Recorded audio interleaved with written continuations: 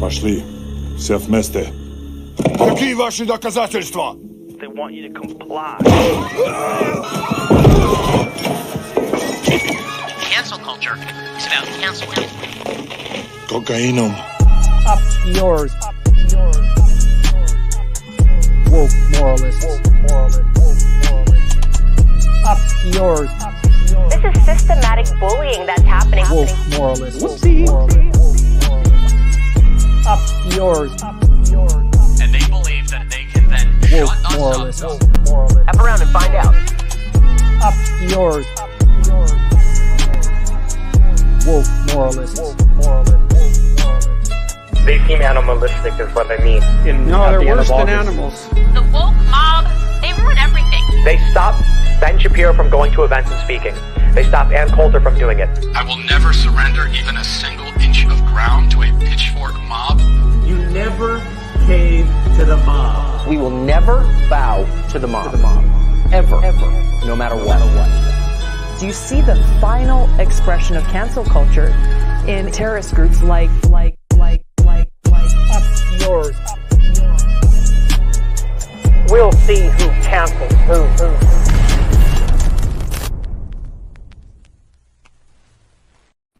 All right.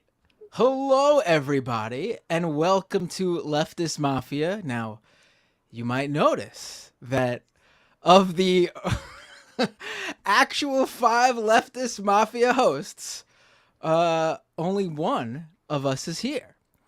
So, because of that, I have found... You're a billionaire. You won. You won. You don't have to fake being... Matt Bender, right. You don't have to fake being a leftist anymore. You did it. You survived King of the Hill. I bought them out. It is now wholly owned by me. Now, I was actually going to go with the more of a mafioso theme and be like, I'm the Don, and I've removed members of the family who aren't loyal to me, and I've replaced them with my new consiglieres, Dan from the internet, and Ravana, all right? Now, no, but I mean, all right, so basically, Mike of the Humanist Report is on vacation. We knew he wasn't going to make it. Filthy and then socialist. Earlier this year, he's on, who knows where. Claims to be a socialist, takes a vacation. Unbelievable. Come on, Mike. Unbelievable. Time and money to do so? Yeah, right. Unbelievable. And then Lance earlier this week lets us know that he has to, he has doctor appointment related to the surgery he had. So that's understandable. I'll give Lance that. He gets a pass. He's allowed to take off. That's what a mob boss would say. Hey, you have to be in the hospital. It's going to be stuck up for a couple of weeks. Don't worry about it. And then David yesterday all of a sudden is like, I don't think I'll be able to make it tomorrow. Should we just cancel this week's Leftist Mafia? Can you believe that? Another person who hosts this show wanting to take a day off and just go, no show for the people. It sounds like show for the people. Sounds like he was a Fed. Honestly, he was trying to infiltrate Leftist Mafia and try to take it down and just go, hey, maybe we should just call it quits, Let's get a nice house in the Hamptons, take it easy for the children. Really? But no. Really just yeah. So they didn't want to do it. So I was like, you know what? I'm going to do it. And Rebecca was like, yeah, I'll be able to do it too. If I make it. Now, Rebecca is currently at the airport, I believe, trying to get home. She thought she would make it home before the show started. As you can see, there's no Rebecca Square, so clearly she did not make it. There is a chance she will join us. If not, I love them dearly, but we got Dan from the internet and Ravana in the house. And quite frankly, who needs the other four people when I got Dan from the internet and Ravana? Really? Right. And now that you are the controlling shareholder, it's time to do some Leftist Mafia stock buybacks, Matt. Right. It's time for that, right? Yes. So let's start, because we are streaming still on the Rational Nationals channel of 300, 400,000 people on YouTube. Christ's sakes. Humanist Reports, 200, 300,000. My God. And then, of course, my wonderful, 31,000 subscribers. Nowhere near that. Shout out to my 2,000 subs on YouTube watching this.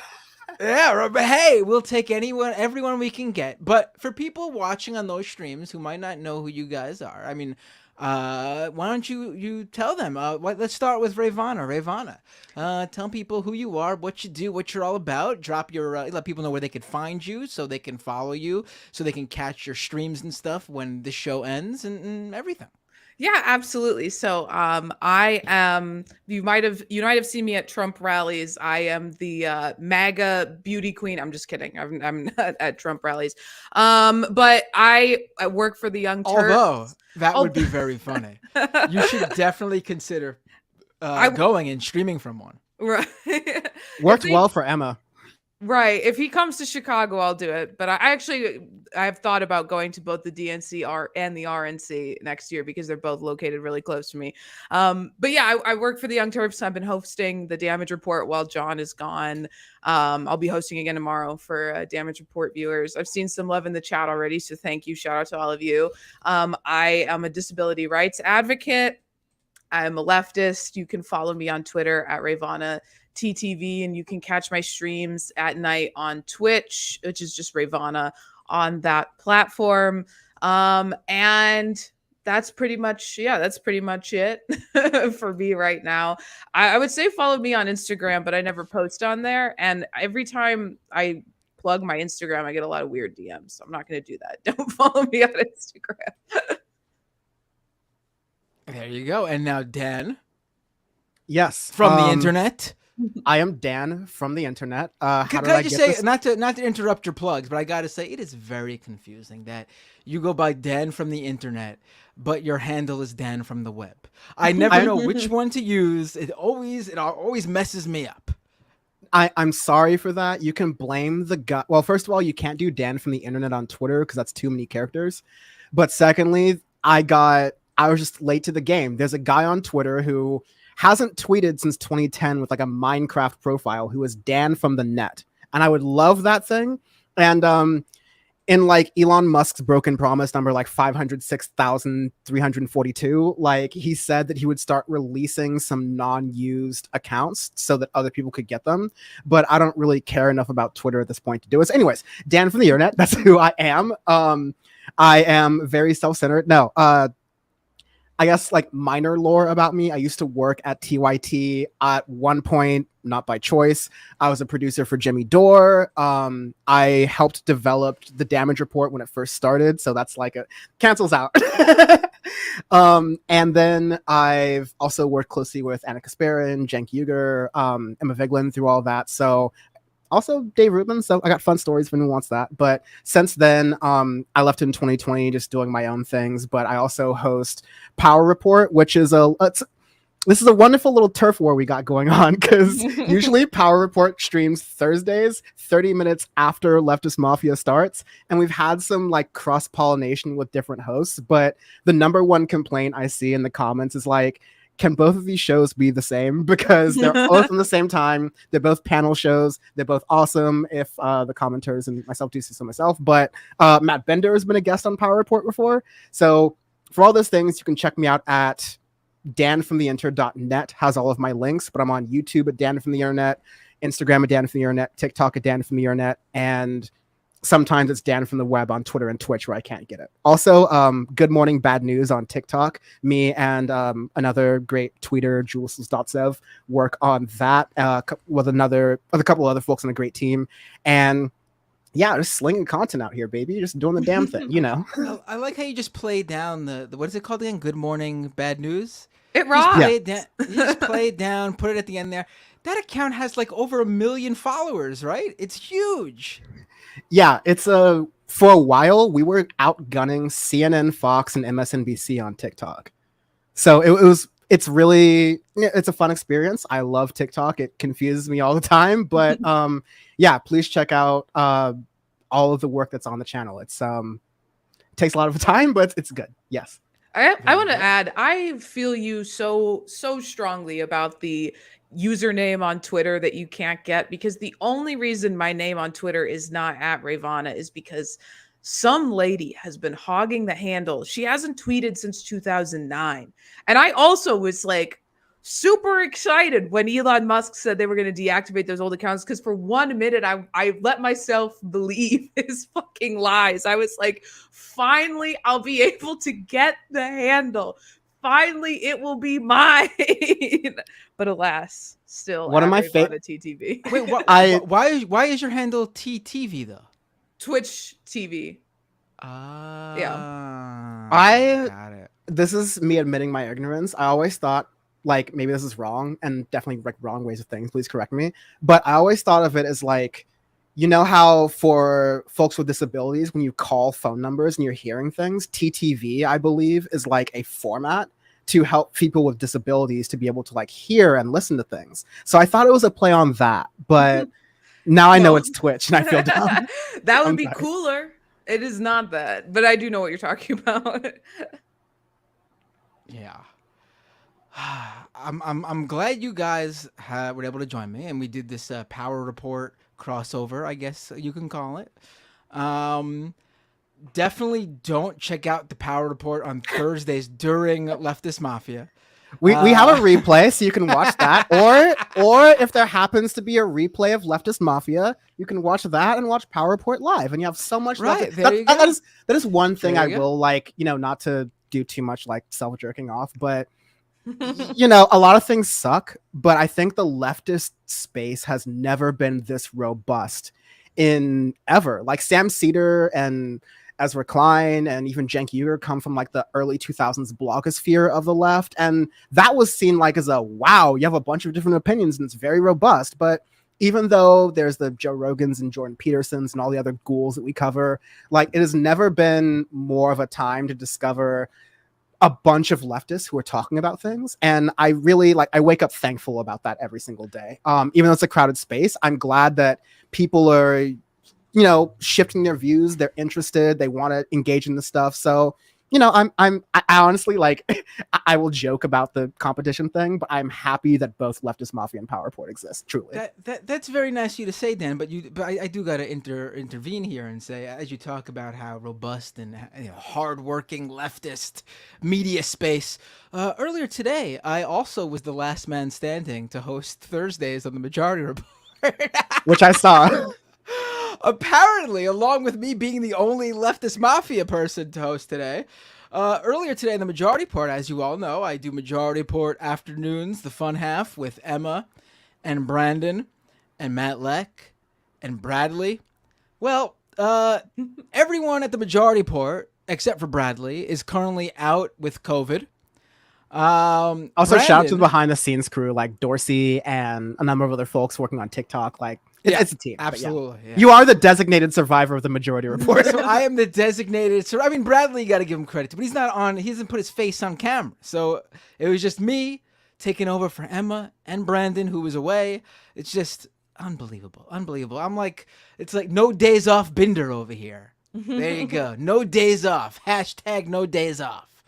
All right, let's get into it though. Enough about why various streamers aren't streaming. Sorry. I just want to say, I know people usually watch this show, but I'm a fan of Doomed. I'm a fan of Scam Comedy.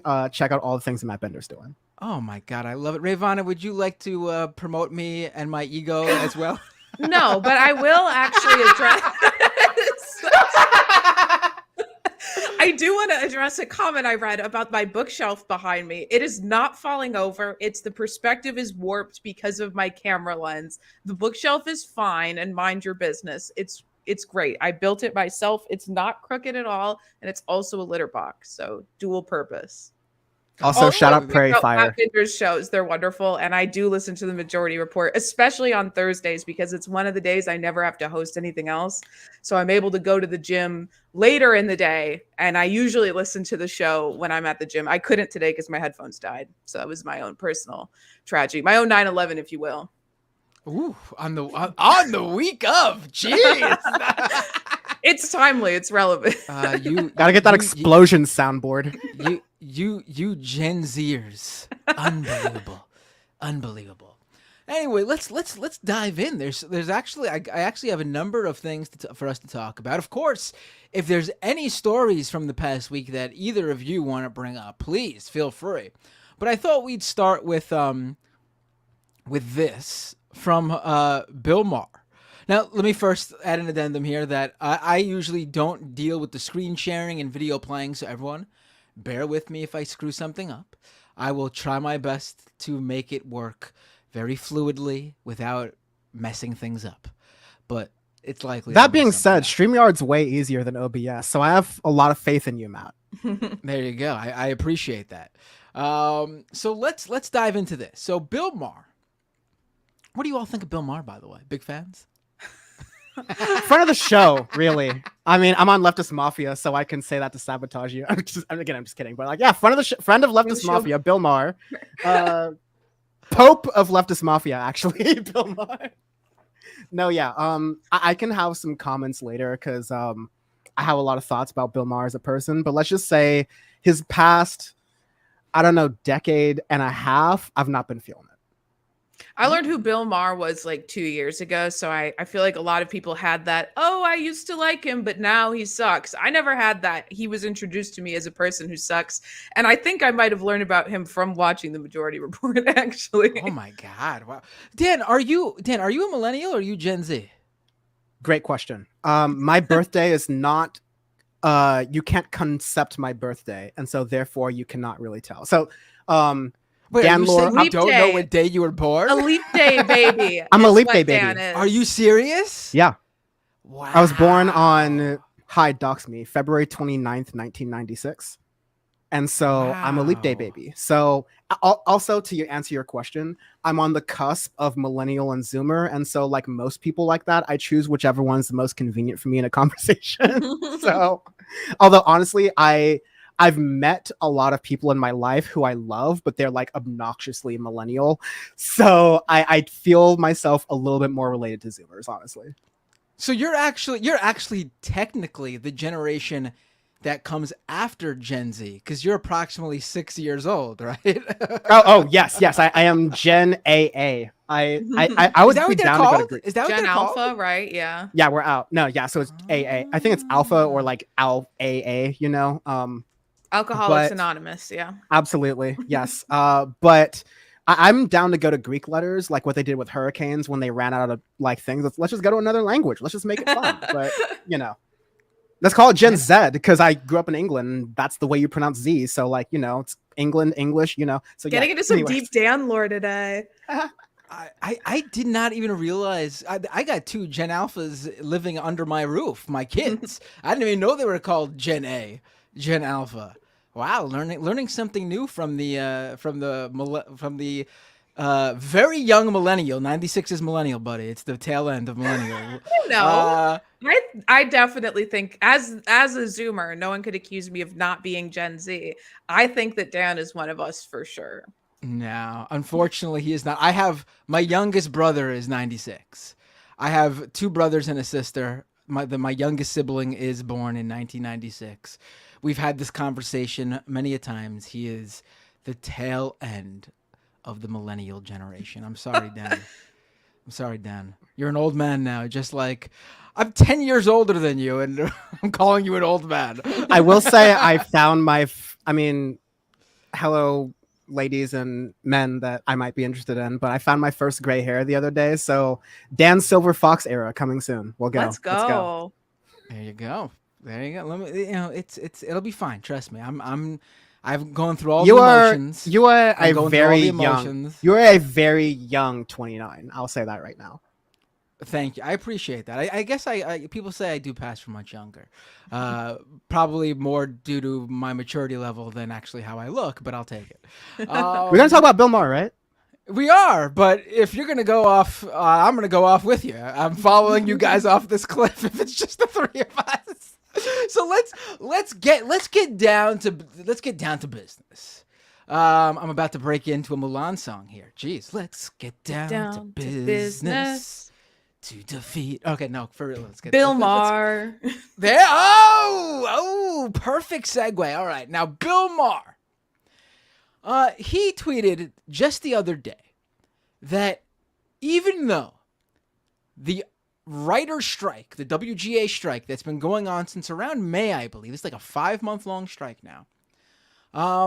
Even though that is still ongoing and practically almost every single show covered by that strike has taken off, especially the talk shows. You know, they've even the talk show, the major late night talk show hosts. Jimmy Kimmel, Seth Meyers, John Oliver,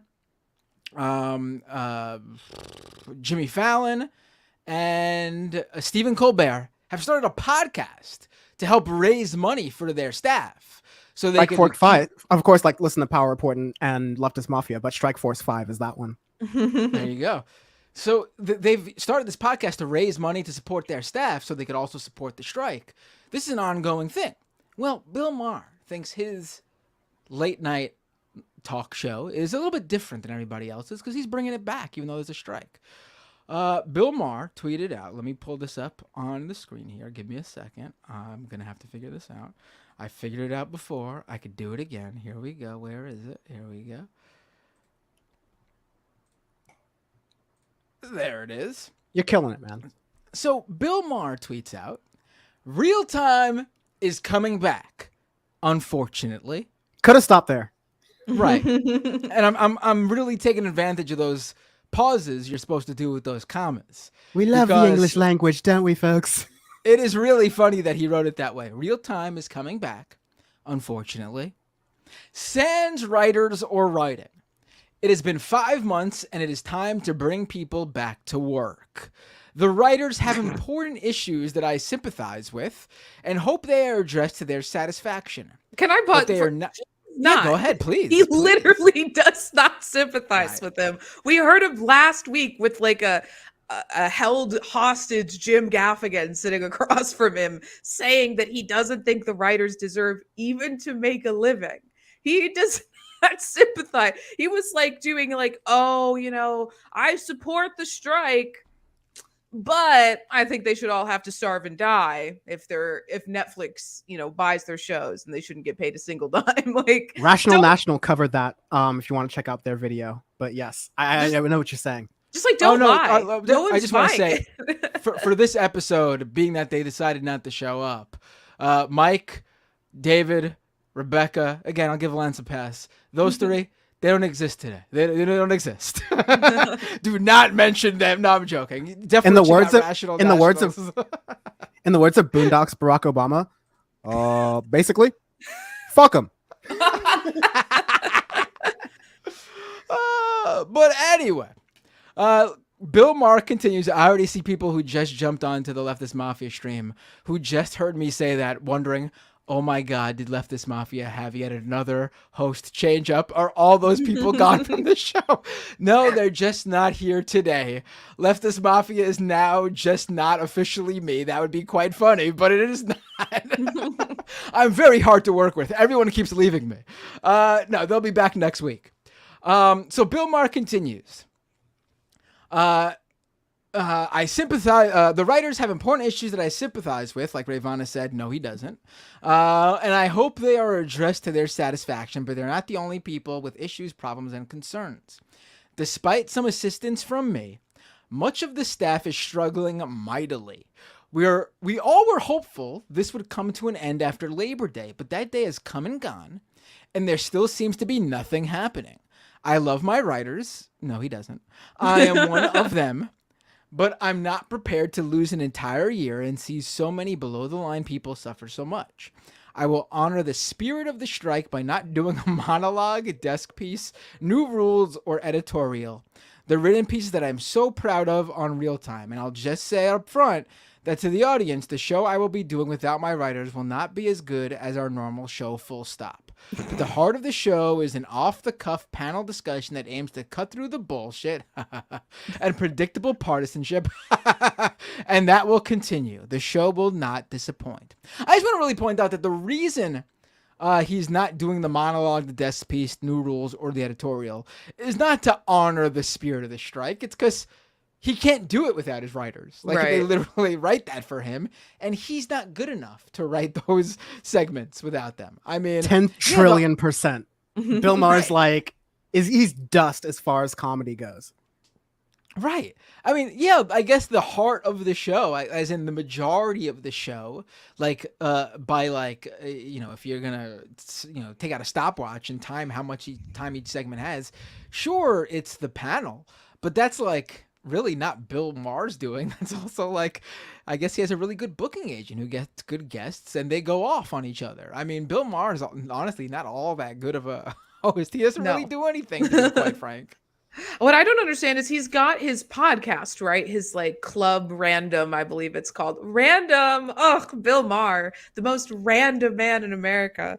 But let's just do that. Like, why do you need to do the show? Like, again, like if it's going to be such a, an abridged version of what was already a shit fucking show, like why bring it back? I don't get it. Like I'm sure that he's making, I mean, he's swimming in like Scrooge McDuck pools of money, right? Like he's not hurting for cash. I mean, yeah, like I to give some context into Bill Maher. So the reason Real Time with Bill Maher exists on HBO is because there was a show called Politically Incorrect that was on network television, ABC.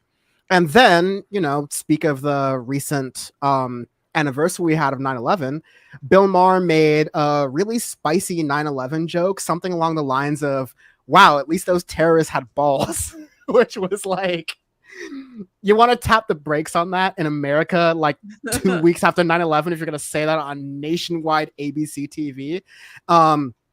And yeah, he was previously on Comedy Central. He's previously been a comedian. And so HBO gave him this contract to do Real Time with Bill Maher in the very, very early 2000s. And I can go into like my own Bill Maher history because it's like maybe you have a Bill Maher history. I do. I have quite a Bill Maher. I've been to live shows. Let's go on that. All right. They captured you on where is it? Santa Monica is where they fucking grab people off the street to come and watch the show.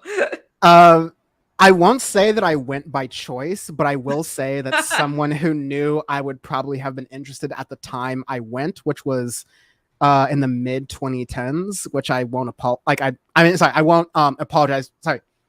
I accept that going to Bill Maher's show, regardless of the time, not the greatest thing. But my girlfriend at the time wanted to take me. It was a high school thing. I was obsessed with that. And I went the time where Snoop Dogg was on. And full disclosure, I was on acid in the audience. And so that was a great birthday for me. I got to see Snoop Dogg, Long Beach legend, city where carry strong heat, hometown. But like, what I was saying was that Bill Maher, his show started on HBO because of this whole idea of being or carrying the politically incorrect thing into doing Real Time with Bill Maher. And so that was meant to be his HBO's deal with Bill Maher is like, yeah, we hired you exactly after you said the 9/11 stuff. We hired you because you said because clearly The Wire and The Sopranos weren't edgy enough for HBO in the early 2000s. But like either way, Bill Maher has continuously gotten his contract renewed in a way where like even the safe late night network hosts who are now doing that podcast they would usually worry about their jobs more because late night comedy, I mean, I'm not a comedian, go watch like Mark Maron for that. I mean, stay here, but but like the late night, the network late night comedy spot is probably the most paid and still most coveted spot, even though it's old news, right? Even though it's like not something that like I'm not tuning into love them, but like Conan O'Brien or like Kimmel or Fallon. I mean, I don't love them, I don't really care about them, but even like Colbert, I'm not tuning into that every night. Honestly, I got better things to do. But that is all to say that Bill Maher exists on thinking that HBO is giving him unlimited runway until not just his comedy turns to dust, which is what I mentioned earlier, but until Bill Maher turns into dust. Like Bill Maher will literally have to quit that show or like yell the N-word the same way he probably does to the same way he has or probably is also done to his black sex workers, who he tends to prefer black women. That's just a common thing we know in Hollywood.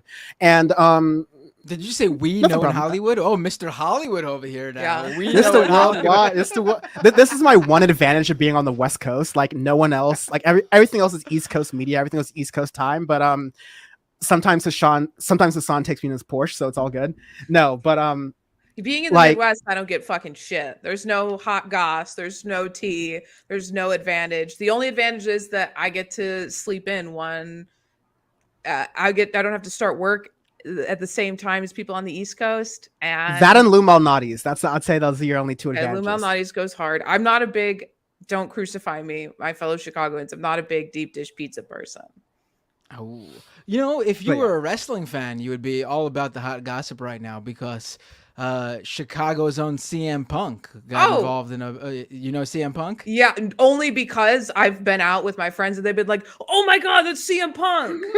You've seen CM Punk multiple You've seen times. him in the wild? Multiple times I've spotted CM Punk in the wild. Wow. Well, I didn't spot him. Other people pointed him out to me, but wow. All right. Well, he had it was like last week, I believe, a big falling out between AEW, the wrestling company he was signed with, and he got very publicly fired for real, not part of a storyline.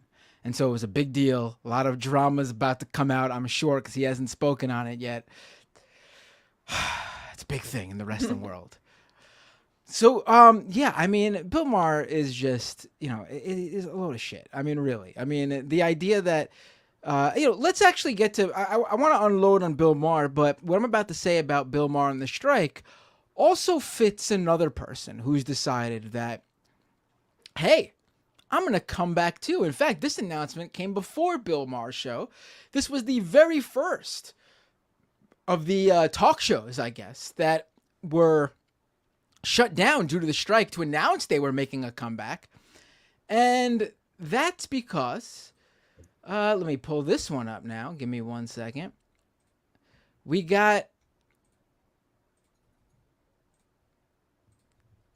Drew Barrymore announcing that. I super didn't know she had a show, by the way, but yes. I watch the Drew Barrymore show every single day with the sound off on the TV at the gym while I'm working out. I do when I'm like disassociating. Really? On your Roger Ailes shit. Roger Ailes, the old former host of Fox News, in addition to #raw hamburger meat. In addition to that, he also was a fan of watching Fox News with the sound off. Don't read into that. Just go on. But I caught onto that very quickly. So Drew Barrymore announces. This was 4 days ago. So she beat Bill Maher to the punch by 2 days? She announces on her Instagram, I made a choice to walk away from the MTV Film and Television Awards because I was the host. And it had a direct conflict with what the strike was dealing with, which was studio streamers, film, and television.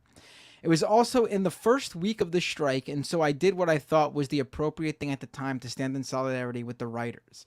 Okay, it only counts if it's early in the strike. If the strike is ongoing, then it doesn't matter anymore, apparently. What a weird opening. Anyway, and to be clear, our talk show actually wrapped on April 20th, so we never had to shut down the show. That makes it even worse! That makes it even worse! There was never any solidarity, apparently, from Drew Barrymore's show. Nope. My God! Why would she add that? All right, let me continue, and then we can unload. However, I am also making the choice to come back for the first time in the strike for our show. That may have my name on it, but this is bigger than just me. I own this choice. We are in compliance with not discussing or promoting film and television that is struck of any kind. We launched live in a global pandemic. Our show was built for sensitive times and has only functioned through what the real world is going through in real time. I want to be there to provide what writers do so well, which is a way to bring us together and help us make sense of the human experience. Jeez. I hope for a resolve for everyone as soon as possible. We have navigated difficult times since we first came on air, and so I take a step forward to start season 4 once again with an astute humility. What does that even mean? Astute humility? Do those words even? I don't think those words go together. No, I mean, I've never heard that phrase before in my life. I'm going to be humble, but I'm going to really care about how astute I'm looking and feeling and acting and appearing. Right. I think she misused the word astute. I think she thought it meant something else. But go ahead, Rayvon. No, I mean, I completely agree that that's probably the case. And listen, Drew Barrymore has had a very difficult life and had a very difficult childhood. I mean, like essentially just having drugs shoved up her nose from the age she was a small child onwards. Like, that being said, now she is a grown woman. She needs to, like, people need to stop infantilizing her. She's making this choice, making the choice to put those words together in that order, regardless of definition, which I will say is very brave of her. But, you know, I mean, it's absurd. I mean, and the show is for, you know, old ladies who are, you know, retired, and they just haven't turned their TV off after The Price is Right ended. That's the audience of Drew Barrymore, the Drew Barrymore show. From what I've gathered watching with the sound off, the show sucks. From what I've gathered from watching the show in that manner, even I can tell with no audio that the show is bad. So I can't imagine the absolute chaos it will descend into without the writers. I mean, she seems very unfocused, even with the, you know, the sketches being organized, being written for her. So I mean, I'm not going to watch it, but I'm sure that whoever's watching it will think that it's even worse than it was before. I have a semi-substantive question, because you said, like, yeah, Drew Barrymore, something about game shows. Like, is she on CBS? Like, what is? I think so. I'm pretty sure that The Price is Right ends and then her show comes on. At least that's how the TVs at my gym go. Okay, because I will at least say that my little fun fact is that Real Time with Bill Maher is filmed in the same studio at CBS Television City in Beverly Grove of Los Angeles, which you will find a lot of WGA workers picketing at. I totally recommend giving those folks snacks over on Beverly and Fairfax or whatever here in LA. But Bill Maher films that exact same studio. So they take down everything for The Price is Right as Thursday. Like, this is TV. They whip them bitches out. Like, they're like, let's film 10 Prices Rights. And then on Thursday, they take it down and put the Bill Maher setup, and it's in that same auditorium. That's crazy, actually. Yeah. As someone who has watched a lot of The Price is Right with her grandmother, like same. There's been I think a lot of game shows do it that way, where they just film a bunch of episodes at once, like in a single day. And there's been episodes, really crazy episodes of game shows where it's like, you know, it'll air like 4 or 5 months after it was filmed, and at the end of the episode, it said a screen comes up at the end that says "in memory of," and it's one of the contestants that were just on the show because they had died in the time between. It's that long that it takes for them to air these episodes. Yeah, it's wild. Oh my god. I hope they won at least. Had like one good moment before. Just always bet $1 and you'll be fine. Right. Yeah. But back to Drew Barrymore specifically, though. I mean, and Bill Maher, both of these shows, really, the point is the shows that are deciding not to stand in solidarity with the striking writers. It's just, it's whatever way they spin it. The fact of the matter is, the point of the strike is to starve these companies, these major studios, the broadcast companies, the television companies, the movie studios, these big corporations. It's to starve them of content, so consumers then, you know, obviously don't have that content that they enjoy in front of them, and they go, why do I not, like, what's going on here? And then they find out what's going on. And then they also stand in solidarity with the people who create the shows they enjoy. And the studios start losing money. And then they're forced to then go to the bargaining table with these unions and sit down and come to some terms with them that obviously, hopefully would, lean heavily in the writers' direction and get this resolved for writers. But by not doing that, they're not standing in solidarity with the writers. They're not helping the writers at all. In fact, what they're doing is really the beginning of what could be a domino effect, where other shows also feel like, hey, you know what, maybe we could come back too. And then the companies are no longer starved of content, and there's no incentive for them to go to the bargaining table to strike a deal with the union for the writers. I think one of the frustrating takes I've seen from this is like, well, at least now, like, these shows are going to they're going to flop, and then everyone is going to see like the value of of the writers, which I don't think is, necessarily a great understanding of how this works, because they're still getting to pump content out to the audience, and especially with shows like this. Like, I mean, honestly, the major audience for shows like this is just people who don't change the channel. So if there's something on that's not a rerun, the networks are still getting something out of it, no matter how crap it really is. And like, we already know the value of the writers. People who enjoy these shows know the value that the writers bring.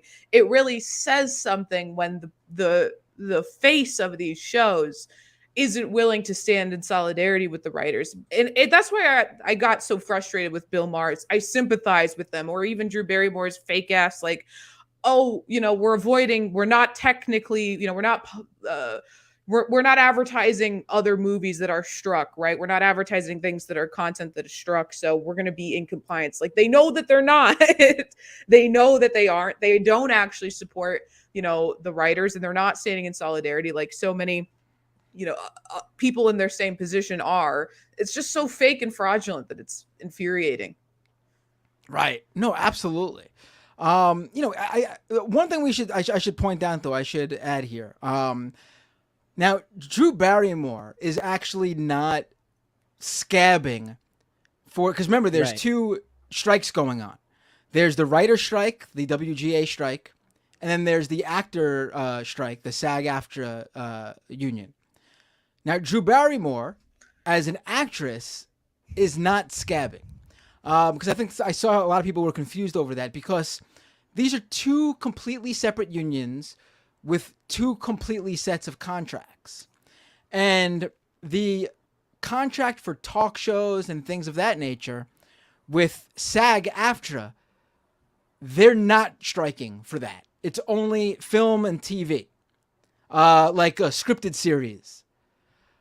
So if you're doing a talk show and you're an actor, like, maybe you do entertainment news talk show, like, I don't know, you host an e-show or something, you're not breaking any SAG strike by hosting the show. You could continue with your commitment. But the contract with the WGA, that does include TV talk shows. So if you're a writer, you can't be working on, you can't go and write for talk shows, even though maybe an actor can go and do a talk show.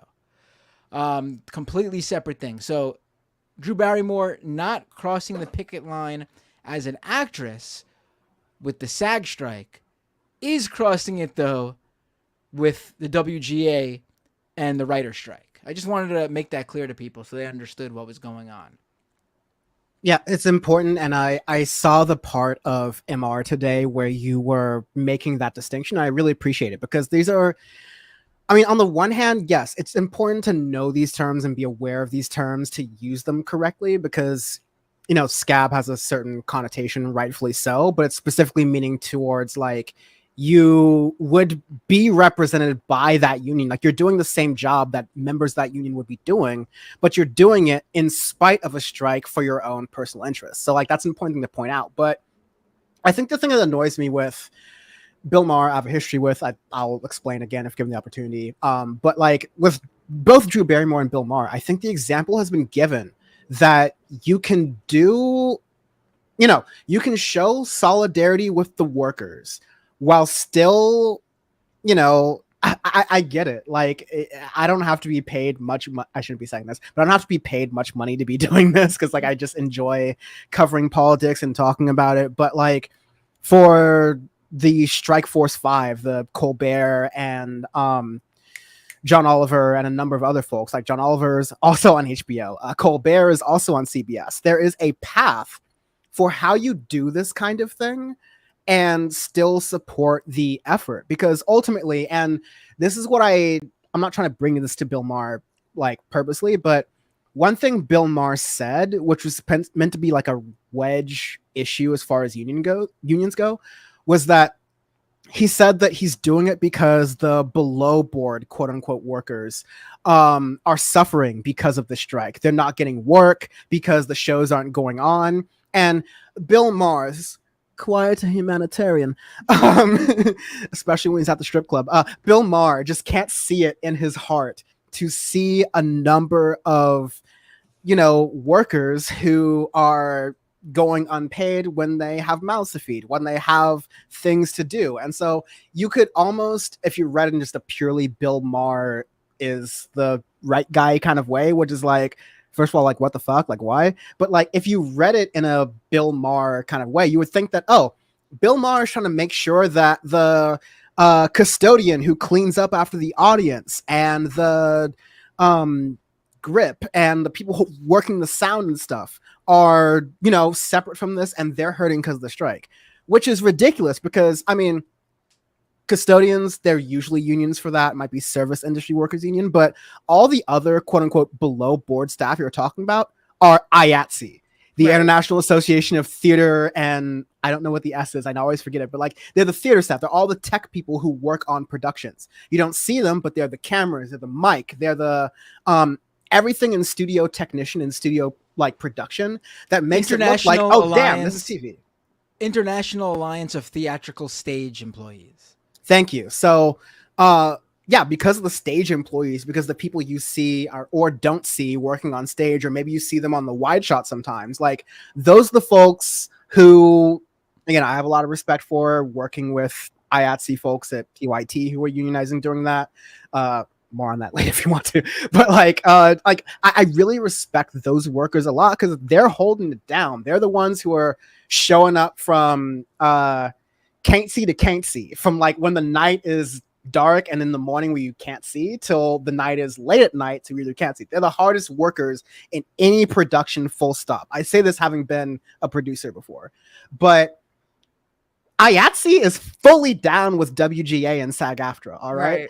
They know it's an economic difficulty. Everyone in WGA and SAG-AFTRA, and anyone on a strike that matter. I mean, I can't keep track of what's on the East Coast right now, but we're hours away from the United Auto Workers Union officially being able to go on strike. And so everyone knows, definitionally, at least workers do, what a strike means. It's like, this is our method of last resort.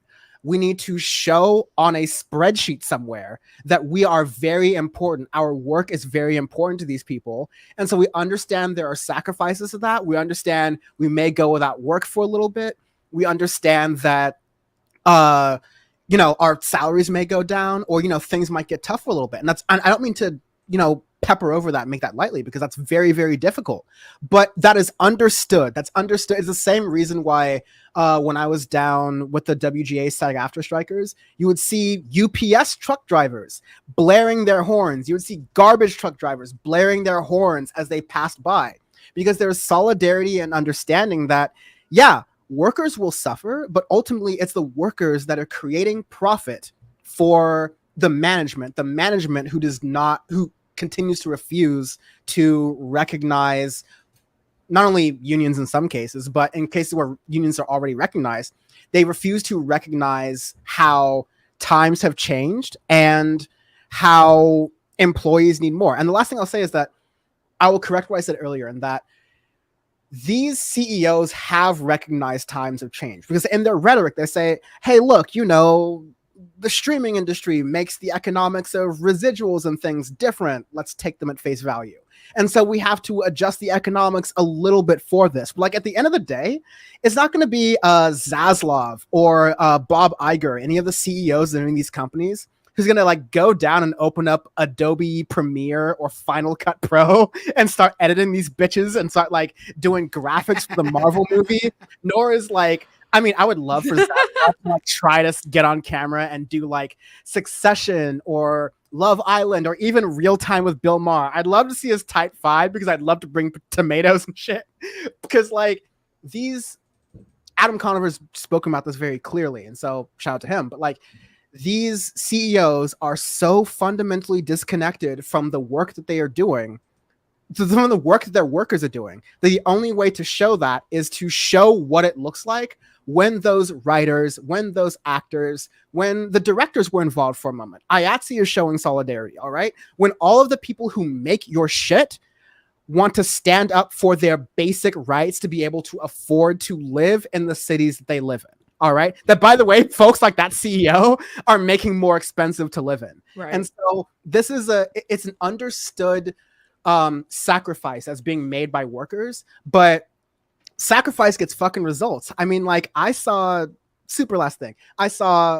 the accounts that I follow that are like the finance bros in New York and, you know, London and everywhere. And they're like, fuck finance. I'm gonna be a UPS driver now because they make like 6 figures and all they do is deliver packages, right? Like, I mean, I don't mean all they do because that's their voice. I'm not gonna belittle work, but I'm saying that like you got those assholes understanding what withholding your labor to the capitalist actually means. And so that's what's the important thing about the strike. I'll just add, Bill Maher tried to like lay the groundwork for his announcing. That's what, like, as I was talking earlier about his holding hostage fucking Jim Gaffigan while talking about all of his gripes with the strike. And like one of the weird ways in which, and I think that maybe some people have who are way out and removed from, like I have a lot of friends who are writers, but I feel like people who are really far removed from that world might have a hard time conceptualizing like that type of work because it's vastly different than what most people do, right? But for the writers, it is a fucking job. You get a show to write for, and Bill Maher tried to frame it like, you know, this is not an industry where you deserve to make a living because you know, everyone's trying to make it in Hollywood and just not everyone can hack it. What he's trying to portray is this idea that the writers are coming out to Hollywood with their passion project and a script that they love and that they, you know, they want to see be made into a movie. That's not what these people are fucking doing. And maybe that's their side project. Maybe that's something they're working on. But these are people who just have regular jobs and their job is to write for TV. And if people are like, oh, I hate everything that's on Netflix or I hate everything that's blah, blah, blah. It's like, these people are just, they're given a job and they have to do it. And sometimes you have to work within the confines of the project you're given. So if you're thinking like, oh, I hate all these shows, they're so poorly written. It's like, they're working with what they've got. This is just their regular fucking job. And they deserve to make a living. They deserve to be able to afford to live where they have to live to do these fucking jobs. And I promise you, you all will hate TV so much more when an AI is writing it. I promise you will not like that more than you like what you're watching right now.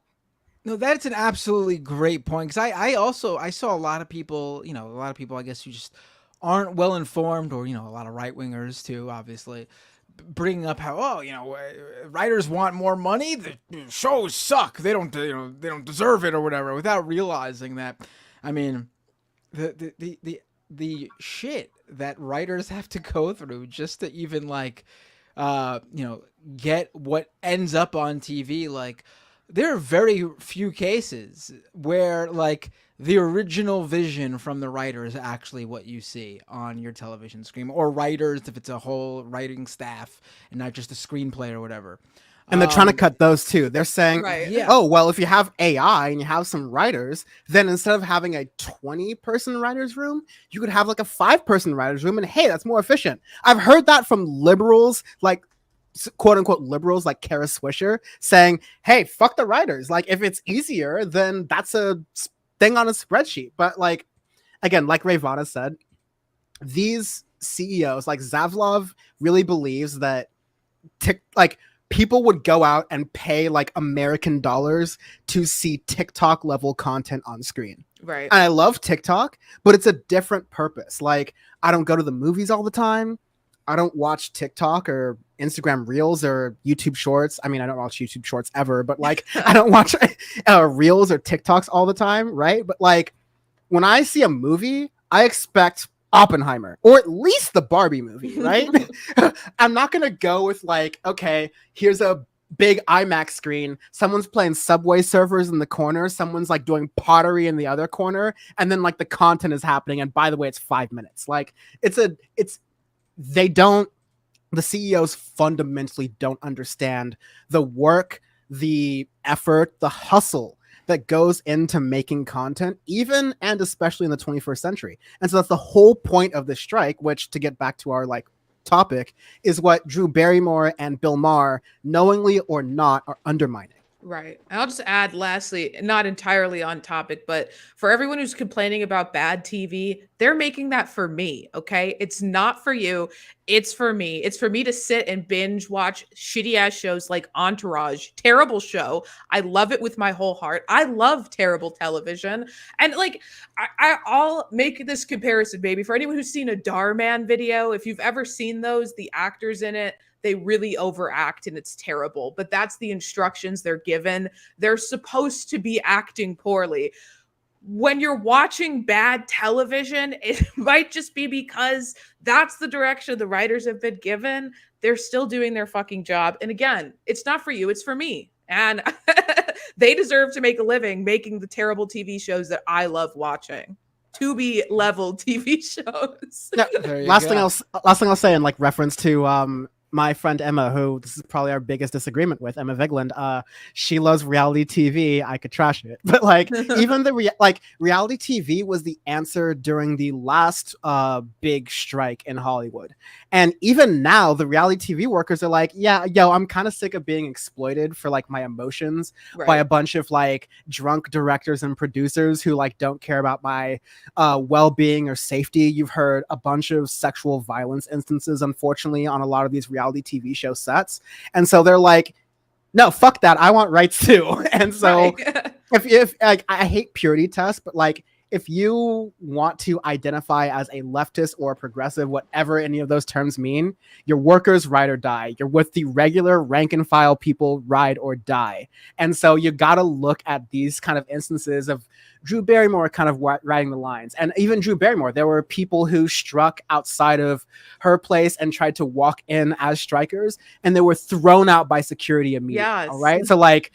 the old classic song, which side are you on? Which side are you on? It's that shit right now. So yeah, solidarity to WGA. Give us a little bit more of that, Dan. Can you strike up a few more verses? I only know you'll either be in the union or scab for J.H. Blair or something like that. I just remember J.H. Blair, so I love that shit. Lovely voice. I do a music podcast. Yes, thank you. Thanks for the sure, baby. Let's look at this. These are the good mics. Yeah, I mean, it's even like not to continue on with this topic, but it's clearly an interesting one. But even well, like shows that do well get the budget cuts from the corporations, which in turn affects the writers. And like the best example of modern shows I can think of, because I was also a fan of this show in the early seasons, is The Walking Dead. Yeah, it was an insanely popular show for those first couple of seasons, like one of the most popular shows in all of cable TV history. So popular, it had its own talk show that followed it after every new episode, and people were fucking captivated and tuned in to even watch the hour-long talk show after the hour-long episode. Right, and that first season is what set it all off. Like, it was a really, really successful first season that kicked off. That the talk show came after that season, I think. I'm pretty sure it started the season after. Yeah. But AMC cut their budget so immensely that they had to completely change how season 2 was going to be, to the point where season 2 happens entirely on a farm. Yeah. They were not able to actually do what they wanted to do in season 2. And the showrunner left, Greg Darbon. He left. He didn't want anything to do with it anymore. And in turn, actually, one of the actors who was on the show said that he didn't want to be on the show anymore. They made him complete the second season so they could write his character off. The actor who played Dale. But I mean, just to show you that, like, even a completely successful show doesn't even matter when it comes to the need for these companies to just extract as much money out of it as possible. In fact, if you ask me, it's credit to the writers who were able to, with those constraints, still knock out an incredible second season. And, and the show continued to grow from there in terms of popularity. Right. And like, I guess you know what? It makes me angry when I think about how that show ended up, honestly.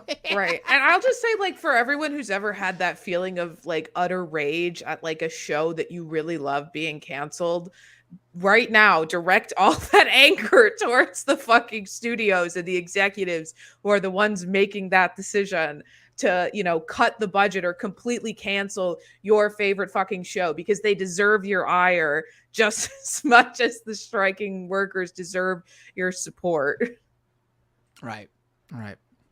Do y'all have any last thoughts? Because while I'm thinking in producer brain right now, Matt, if you want to segue to the other thing, I've seen a lot of people in chat who want to hear my Bill Maher take, and I can make it a minute and then we can move on to something I want to else. hear it. Okay, cool. What do you guys want to... Let's hear the Bill Maher take, but let's... all right, I know what we'll do next. All right, cool. Go ahead. Word. So yeah, and not to out Emma, but she's like mentioned this before, and we've talked about this personally, and so I'm going to speak mostly from my experience, though, was that, you know, the media landscape in, you know, before the rise of social media, the big platforms that exist today, like Facebook, Twitter, Instagram, you know, the predecessor Vine, which would be a predecessor to TikTok, like even before those existed, it was so difficult to break out of the two-party mechanism if you were consuming media, because all you had was cable TV if you were privileged, and on cable TV you had MSNBC, CNN, and Fox News, and so like Keith Olbermann and Rachel Maddow were your bangers, and then like everyone else, like that's how desperation hockey we were at that time. Keith all right? Olbermann. Right? We don't even want to start there, but like speaking a little bit personally, I grew up in a household that was very religiously strict. And so to hear Bill Maher from what was in a, you know, post-Iraq war, we don't love neoliberalism. Hi, fire truck, because I live near a fire station. But like listening to Bill Maher in a household that was very conservative and religious was like my rebellion. To watch a documentary like Religulous, which was very smug and kind of gross in retrospect, but like one that's kind of saying, hey, there's this Christian, you know, like WASP supremacy that exists in America. Let's try to combat that or subvert that, or at least expose it to some way.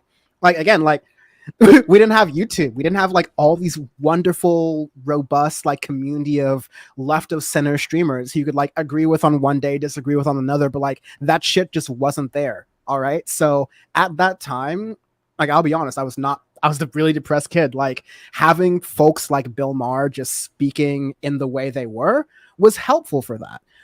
It wasn't until I went to I don't mean to be pretentious with this, but like I went to UC Berkeley in Northern California, and my freshman year for the winter graduations, Bill Maher was supposed to speak. And there were a lot of Muslim students on campus who were like, motherfuck this guy, and everyone he came and the train he flew in and the plane he flew in on, right? And I wasn't really like one of those, oh, you're wrong type of things, but I took that as a moment to listen. And it started to help me expose the idea of like, Bill Maher is, in truth, less anti-religious and more anti-Islam, right? Like he hates Christianity. Like he will like crack some jokes about Christianity.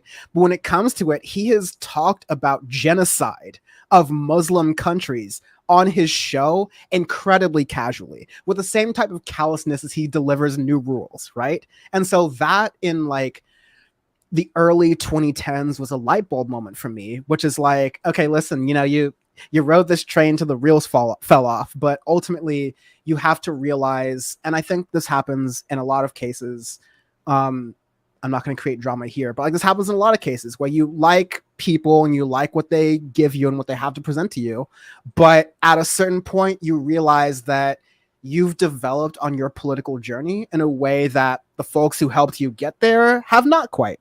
And so again, I'm not like, I don't want to say like I'm jealous necessarily, because that's definitely not my feeling, but I'm very thankful that there are folks who are coming up in politics right now who, I mean, downside, they have a lot of options to fall into, and it's very easy to fall into like right-wing pipelines, as Matt Bender and Ravana, you so brilliantly talked about in your work, and a lot of other people on the left have.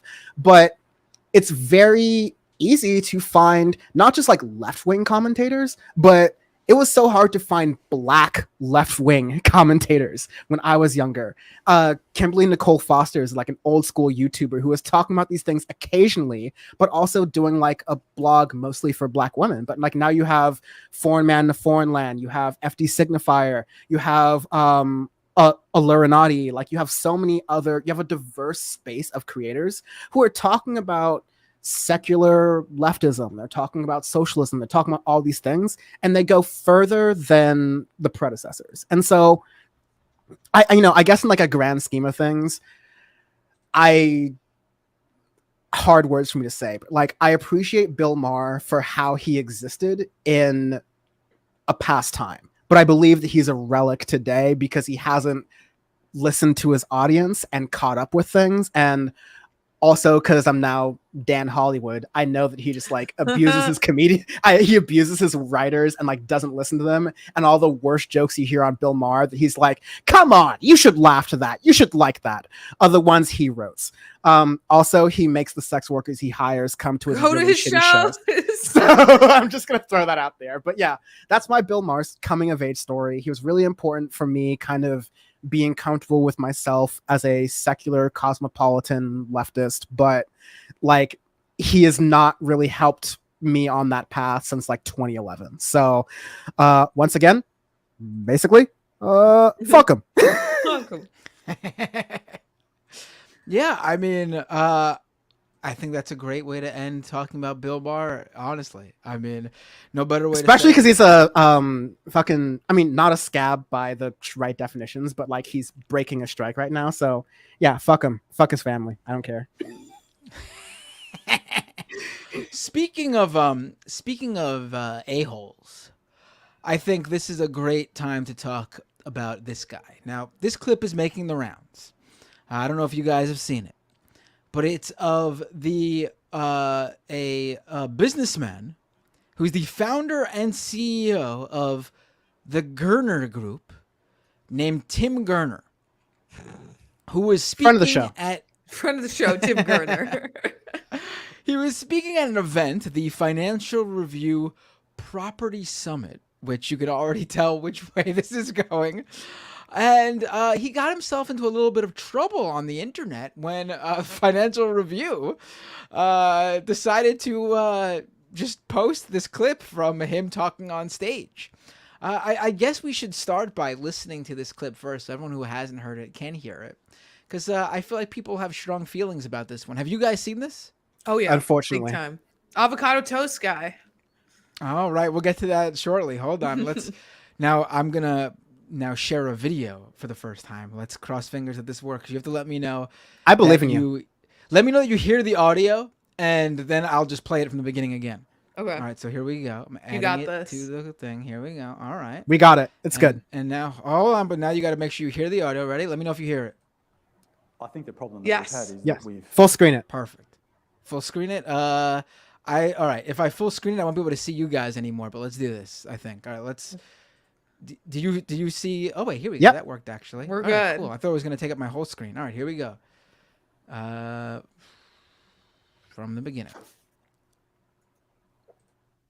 I think the problem that we've had is that we have people decided they didn't really want to work so much anymore through COVID, and that has had a massive issue on productivity.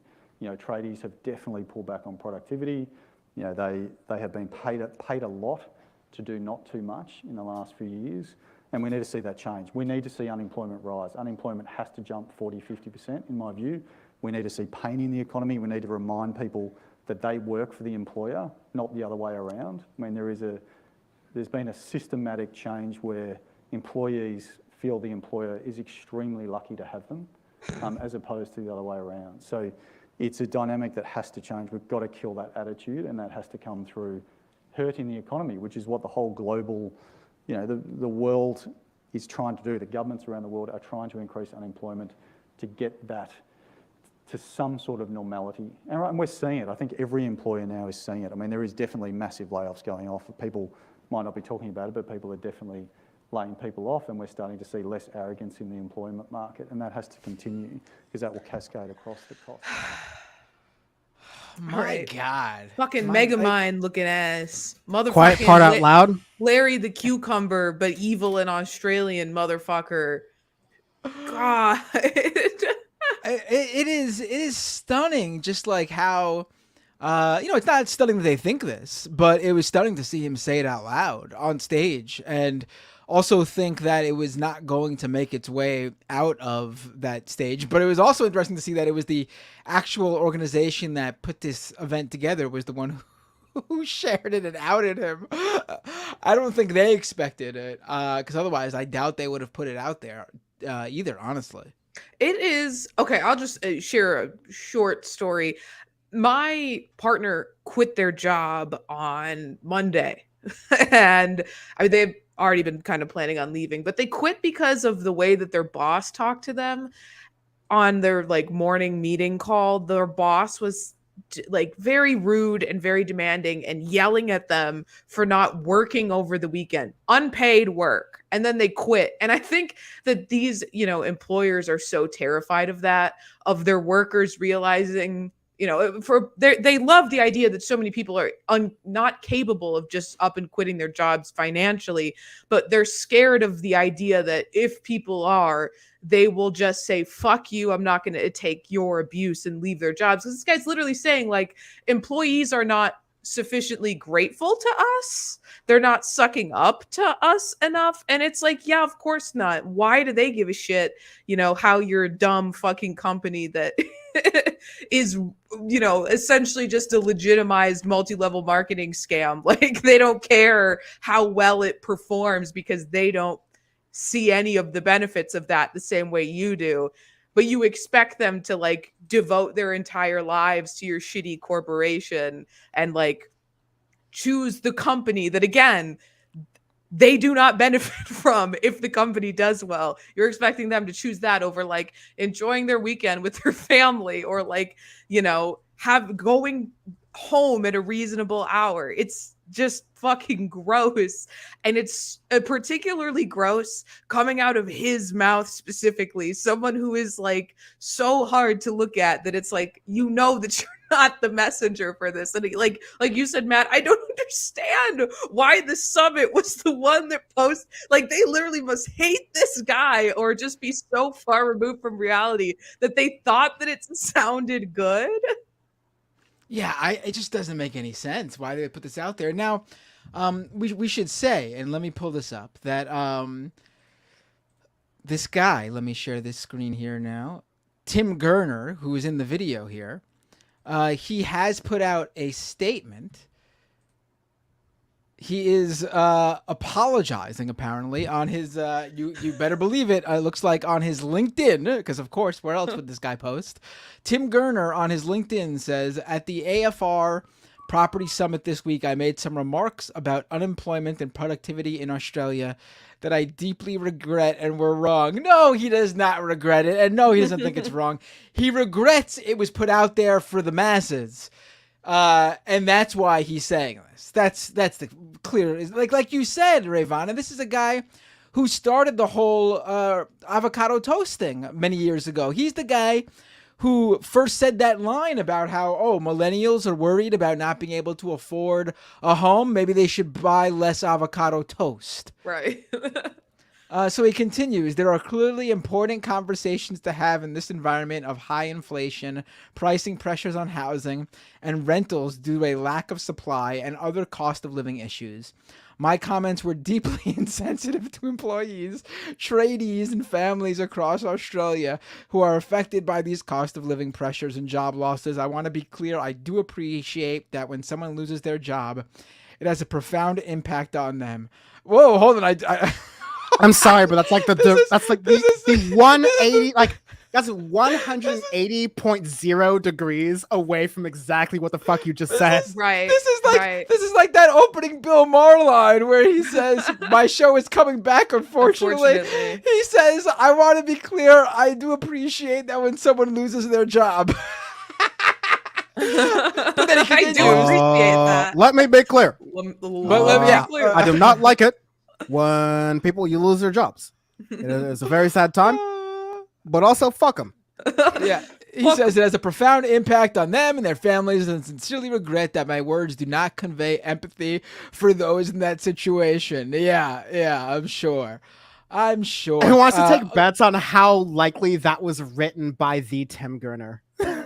Right, yeah. Crikey, I'm not apologizing to those blokes. Matt Binder on Australian people. Matt Binder's Australian people don't say blokes, do they? That's a British thing, isn't it?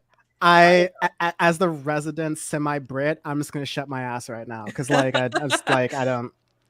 I would not be surprised at all if he used AI to generate that statement. Like it wouldn't. Dear Chat GPT, right? I've been outed as a major a-hole. He would write dear. No, or let's ring up the old Chat Gibbet and figure out if they can put some shrimps on the barbie for me, make this go away.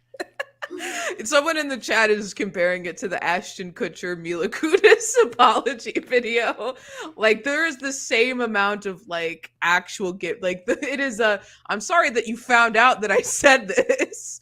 Oops, like you weren't supposed to know that I said this. Now I gotta apologize. Like the only way this guy could probably be more hated, especially in Australia, I'm sure, being that he focused. I can only imagine what they're doing over there if he because his message is focused on the Australians, even though this went all over the place. But I can only imagine the only way he could have got over worse with these guys is if he was like, employees deserve to be laid off, and also Steve Irwin also deserved what happened to him. Like that's the only way he could be more hated in Australia right now. I'm sure. I would love his Hassan. You make that joke.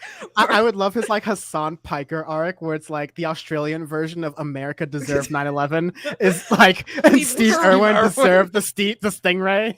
Oh. And we just TOS'd on Twitch Australia, so we're done. Right.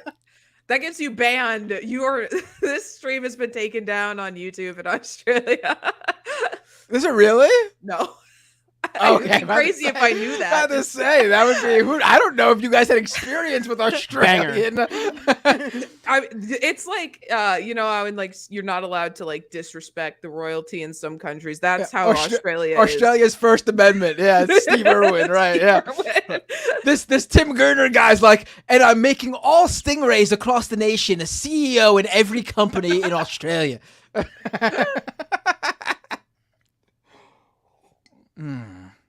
My God, they really and let's be clear, we're dunking on this Tim Gurner guy because obviously he deserves it. But this is exactly what the vast majority of other corporate CEOs think. This is just they don't usually say it this forward and out loud. Matt, did you catch? Sorry, in our little private personal chat, did you catch the thing from the Frontier CEO? It's a link I sent you. It's just an article. Oh, is there video? Oh, okay. Not video, unfortunately. But I'll set it up on screen though. Yeah, I'll set up for you a little bit. So in addition to this, usually CEOs are not this. They're brazen behind closed doors, and every once in a while you're listening to this on a quarterly reports meeting that usually it's the financial press that listens to this stuff. So it's not a lot of leftists and not a lot of progressives who really sign up, who will shout this out and go, this sounds bad. But you also just today had the CEO of Frontier Airlines, a budget airline in America, who, as this Yahoo Finance... Emphasis on the budget. You fly Frontier, you might have to literally fly the plane. This is the quarter step above Spirit Airlines. This is the Ryanair of America. Not Ryanair. Right? Yes, Ryanair. So, yeah, from this Yahoo Finance article reposted from Fortune. You get airline credits on Frontier Airlines after they successfully bring you to your destination. That's how messed up it is. It's not when a flight gets canceled. They get you there and they go, "We're sorry. Here you go." They're like, "We're sorry. Our pilot and flight attendants are currently working from home right now, so you won't get any service." We don't serve alcohol on the plane to anybody but the pilots. So, right. Oddly BYOB.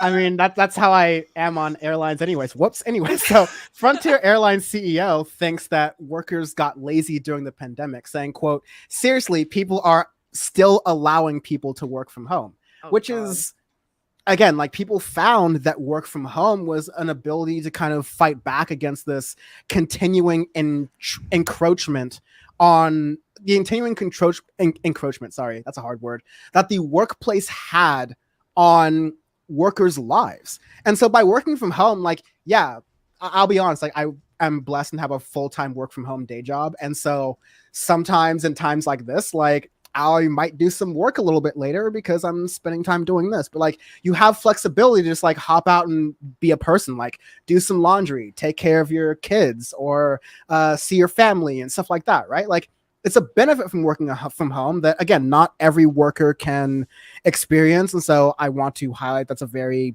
great privilege that I happen to have and a lot of workers happen to have. But this framework that the CEO of Frontier Airlines and a lot of other CEOs, these are just the dumb ones who happen to say it out loud.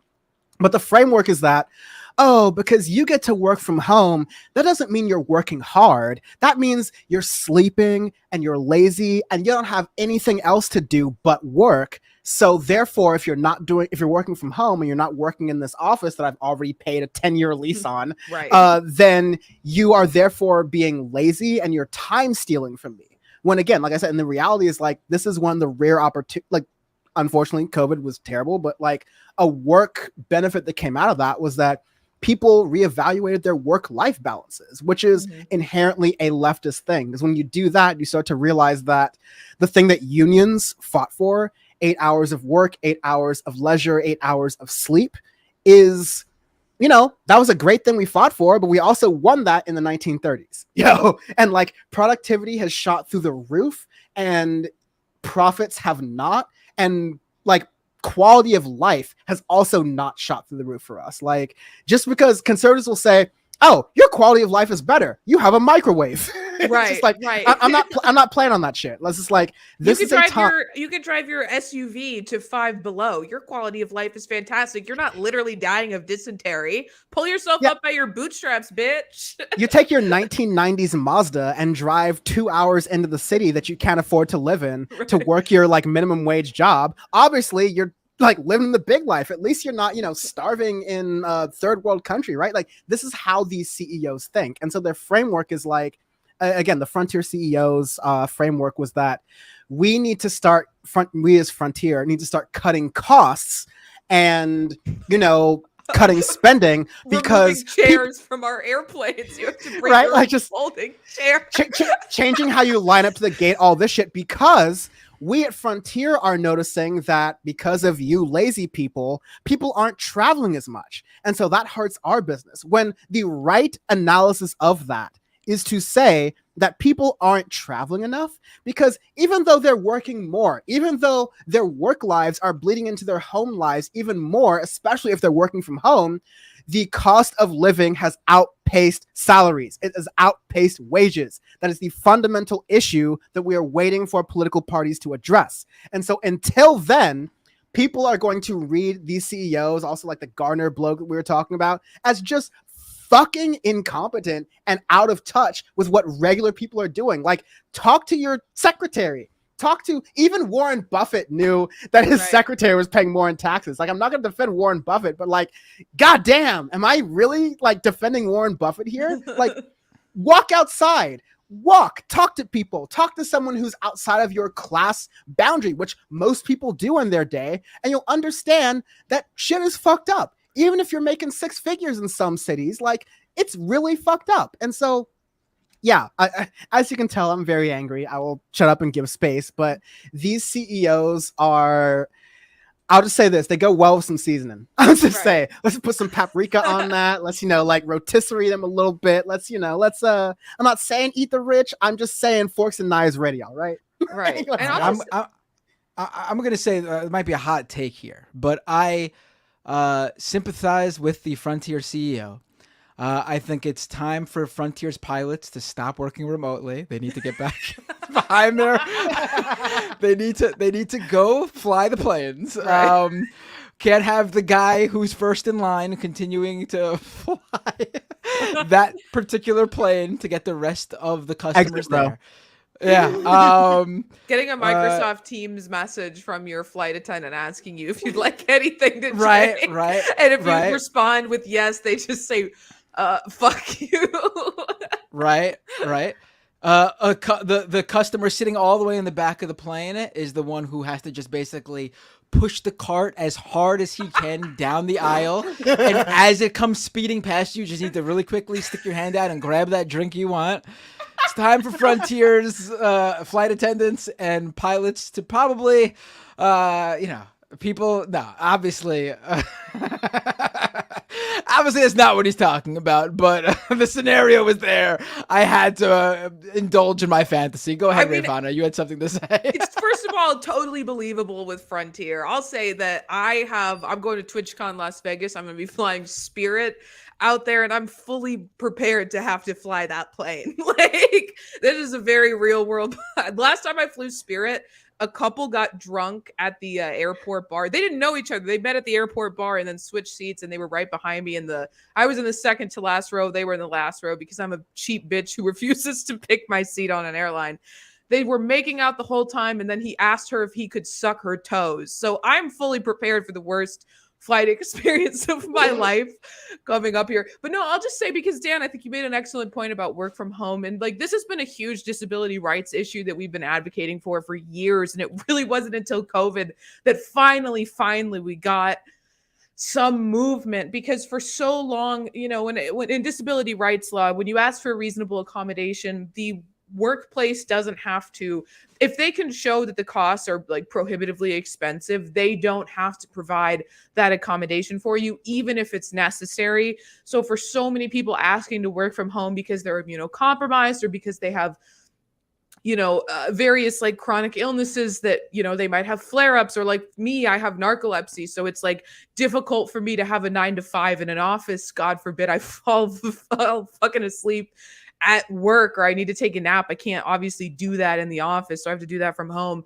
Like, we've just been turned down over and over again. But now that these workplaces have mechanisms in place because of COVID for us to be able to, work from home, they can't use that excuse anymore. So we had a massive victory there, and them trying to force us back into the office, they don't have that same excuse now because they can't prove that the cost would be prohibitively expensive.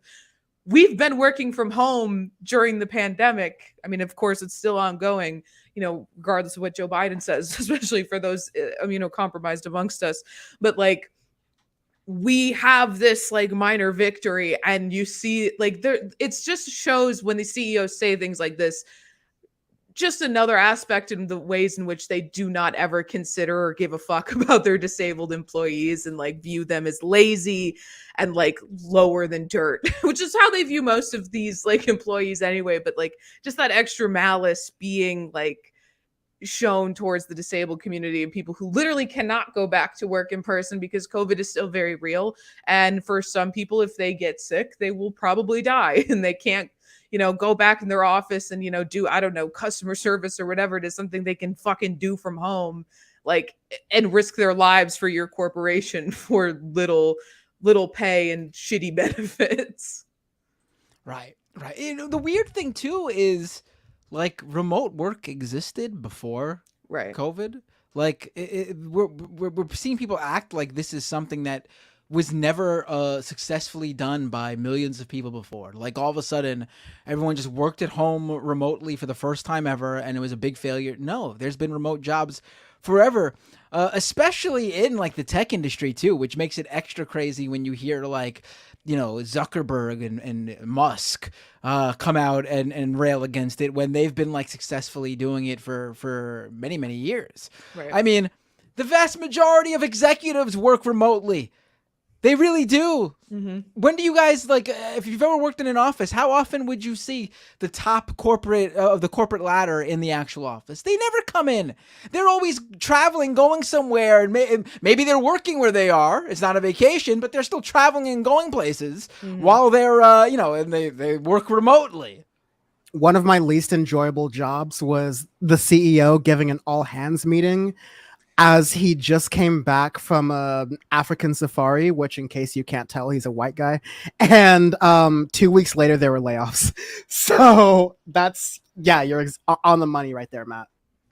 I mean, Musk laid off a bunch of Twitter employees, and then he took a private plane to go catch the World Cup in Qatar. In Qatar, yeah. I mean, where they captured that exceptionally unflattering photo of him that circulated the internet for days. So at least we got one positive out of that. Right. Just really unbelievable. That they, not unbelievable again, but good to see one of these guys go out there and drop it for everyone to hear in public, because that I appreciate. There was also that woman CEO who held like a Zoom call where she fired a bunch of people all over the Zoom call, and someone had they realized what was going to happen beforehand and they recorded it, and then it was shown that she gave herself millions of dollars in bonuses that year, but she was saying we can't afford to keep these employees on, and we have to fire them because times are tough. So I think one of the things that work from home does is it gives people, I think, the ability to just record what their boss is saying so that we can get more insight into like what's going on in these meetings that we otherwise would not be privy to. And then we can like Google, okay, well, how much did the CEO give themselves in bonuses this year? All right, millions of dollars, but they're firing all these fucking employees, pretending that the company can't afford to keep them on, right? Like, so that's, I guess one other benefit of work from home.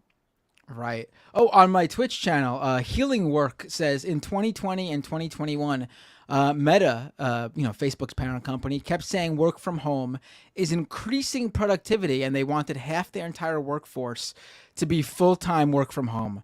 Then they magically swapped policies around 6 months ago. Yeah, I remember during the pandemic and, in the months and even maybe a year afterwards, like into 2021, everyone talking about how great it's going. And then all of a sudden, the real estate companies are coming out and talking about how much it's hurting them. And then suddenly everyone changes their mind on work from home. Every Bloomberg article I see is like, hey, work from home turns out to be, not helping productivity. It turns out work from home is turns out workers are actually happier by working working in an office, by driving in. I mean, like, I'm an Angelino, so like public transport non grata, right? So like driving in an hour to get to your office and then driving back an hour and a half to get home. Like somehow that unpaid lost time somehow makes us happier to go to an office. We have to pretend to be friends with people, to go to happy hours we don't enjoy with overpriced drinks that aren't expensed by the company. Like I think this is why I had a argument, or like I had a dunk moment with some stuff that was happening on leftist debate spaces. Folks might know what we're talking about, but over this past week, where someone from a complete bullshit network of so-called black leftists said that unions were ableist. I've as a disabled person, as someone who works with disabled people, as a Go off, Queen. I've been like trying to fucking wrap my head around what on God's green earth they were trying. Like, I feel like their implication was disabled people do not work jobs, so like unions don't benefit them, which would be disabled people work. Like, the idea that all disabled people are unable to work is a fucking ableist assumption. But the idea that like disabled people don't benefit from the protections that unions provide employees when disabled people are significantly more likely to be paid less. In many states, it's legal to pay disabled workers less than the minimum wage. Like, the idea that they wouldn't benefit from a union protecting them is just infantilizing disabled people and so fucking ableist. I'm sorry, I'll let you keep going. That tweet, like, ignited a visceral rage inside of me. I have nothing more to say other than, like, I'm not very quick to assume, like, I think the whole, like, oh, you're CIA, oh, you're Fed, oh, you're an op, like, I think that's a very, like, lazy, I'm not a debate bro, but it's like the closest thing to an ad hominem I will, like, entertain. Like, it's just a lazy sort of thing. Right. But that kind of shit, I'm like, you've got to be working at Langley, my sister. Like, you've got to be like, that's come straight from a briefing somewhere. Like, that is just solely I'm not even going to talk about the particular persons I'm talking about, relationships to private defense contractors through her husband, even though I just did. But I will mention that kind of ridiculous rhetoric, like, I've heard, you know, there are a lot of great folks who have been really paying more attention than even our government has been to COVID-19 and long COVID and the effects of that on different people. And they've said that, like, you know, it's important that during union spaces, we also try to be inclusive to that, to make sure, especially during fall, where, like, everybody and their grandmother's catching COVID, that we try to continue to be judicious about mask wearing and making sure that we have Zoom meetings to make sure that folks who can't necessarily come to these things, like, making things accessible. I totally hear that. But the idea that gains that unions get don't translate to even workers who are not part of the union is, like, that is sabotaging fundamentally to the leftist movement. And so I just got to be like, hey, this is special. Like, this is some special bullshit here. Like, usually I deal with just like, oh, that's dumb, or oh, that's uninformed. But I'm like, oh no, that's a take that's meant to be a wedge issue. Like when Republicans talk about trans thing, it's like, you can get perfectly rational liberals and progressives, again, tap dancing the line here, but, like, you can get people under trans issues to say, like, oh, you know, I agree with trans people. I'm like, I'm okay with them existing, but sports, or like, but right, you know, this thing or the other thing. It's like, it's meant to be a wedge issue specifically to take people who are in political coalition together and create division, create infighting on, not just infighting on who went on whose YouTube show or whatever, it's bullshit, but, like, infighting on policy. And, like, that stuff is, I'm black, like, that is COINTELPRO 101. And so, like, my antennas ring up on that. But again, I don't love using that accusation, but damn, what a dumbass take. I don't know how we got there, but it's like, that's all I got to say. Yeah, I missed this, so I'm not sure exactly. I think I thank God, honestly. I didn't recall hearing about it. I think it was like tweets, but I never saw the actual tweet itself. I'll say it because I talked about it on my own personal channel, so I don't feel bad. Like, it was I think her name's Sabby from RBN. Yes.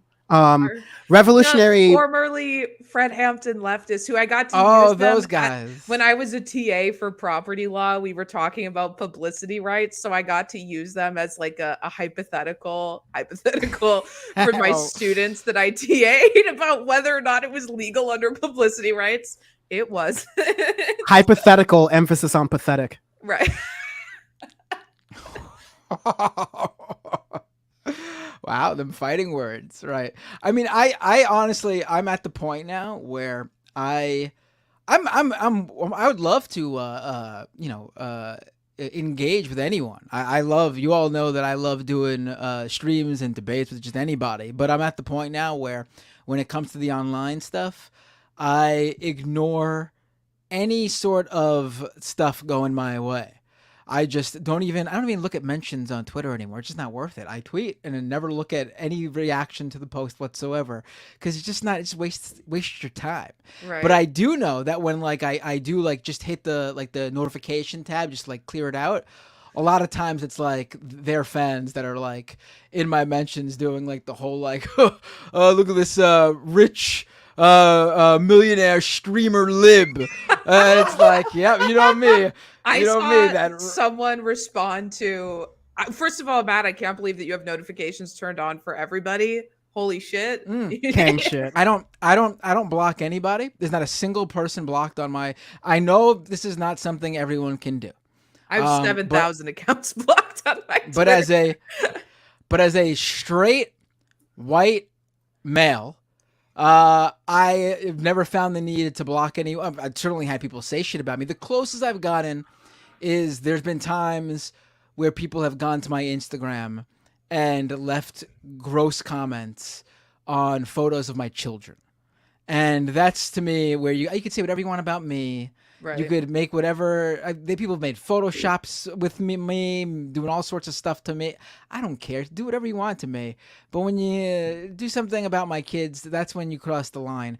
But Instagram allows you to just remove the comments. So I haven't even blocked those people. I just removed their comments. I as a journalist, I feel like if I block someone, I could be missing something that could possibly be newsworthy. So that's probably the main reason I do it. But also, I don't give anybody the satisfaction of knowing they've been blocked by me. You'll never get the blocked by Matt Binder message. You'll never get to me because, frankly, I don't care. Big same, and I understand that's like male privilege on the internet, but like I also like Twitter has the hide feature, so it's like you don't give your enemies the satisfaction of like, oh, he blocked me. It's just like, dude, tweet to your heart's content. I love that for you. Like, also go seek employment, but like go ahead, keep tweeting at me. I don't care. I don't see it. So like, God bless. But yeah, I haven't used the block feature that much, and I haven't used the hide feature that much more. So I understand that. Right. But I also understand that's an incredibly privileged position. I do not. I also right, yeah. I'm on the opposite end of the spectrum. but to, like, and God bless you, honestly. I do want to say that those people, the fans of what Michael Brooks called the dumb left, the Jimmy Doreites. Those people don't do. I'm not talking about those fans when they're not the ones who went to my Instagram and said stuff about my kids. That's usually right wingers and homophobes and anti-trans assholes trying to call me a groomer because I have children. But the Dorites, their thing is that I'm secretly rich, which is very funny. Love that for you. Congratulations on all your. I'm sorry. Can I tell? There was a time when Jimmy Dore's like, he's a comedian leftist. Like we could always tell even the beginning, like he wasn't someone like even Cenk or Anna who like read shit, but like he was like literate.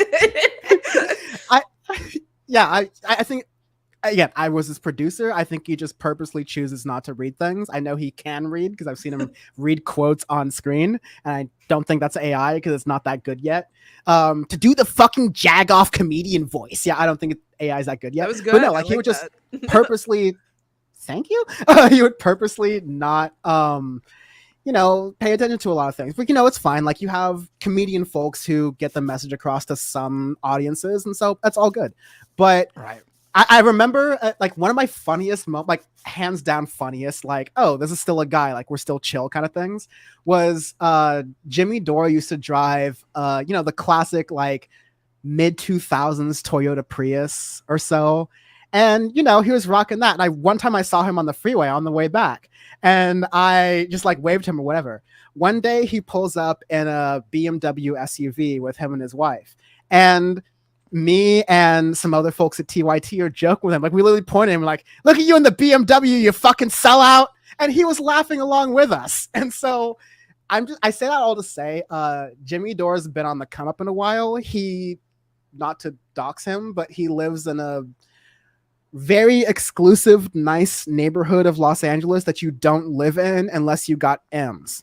Not thous, not Hondos. You got M's in your bank account, all right? That's where he's up in the hills. So, like, the idea that any Jimmy Dore fan is calling other folks like, oh, you're a millionaire, therefore bad, or like doing the Hassan Piker socialism is when no house type of thing. Like, it's very rich, but it also shows like Jimmy Dore's. I like to think that everyone on the left, like their audience begets the type of commentary they have. So like Matt Bender and Ray, and I like to think myself, like we think about things in a very policy, constructive level. And so our audience is also thoughtful and introspective.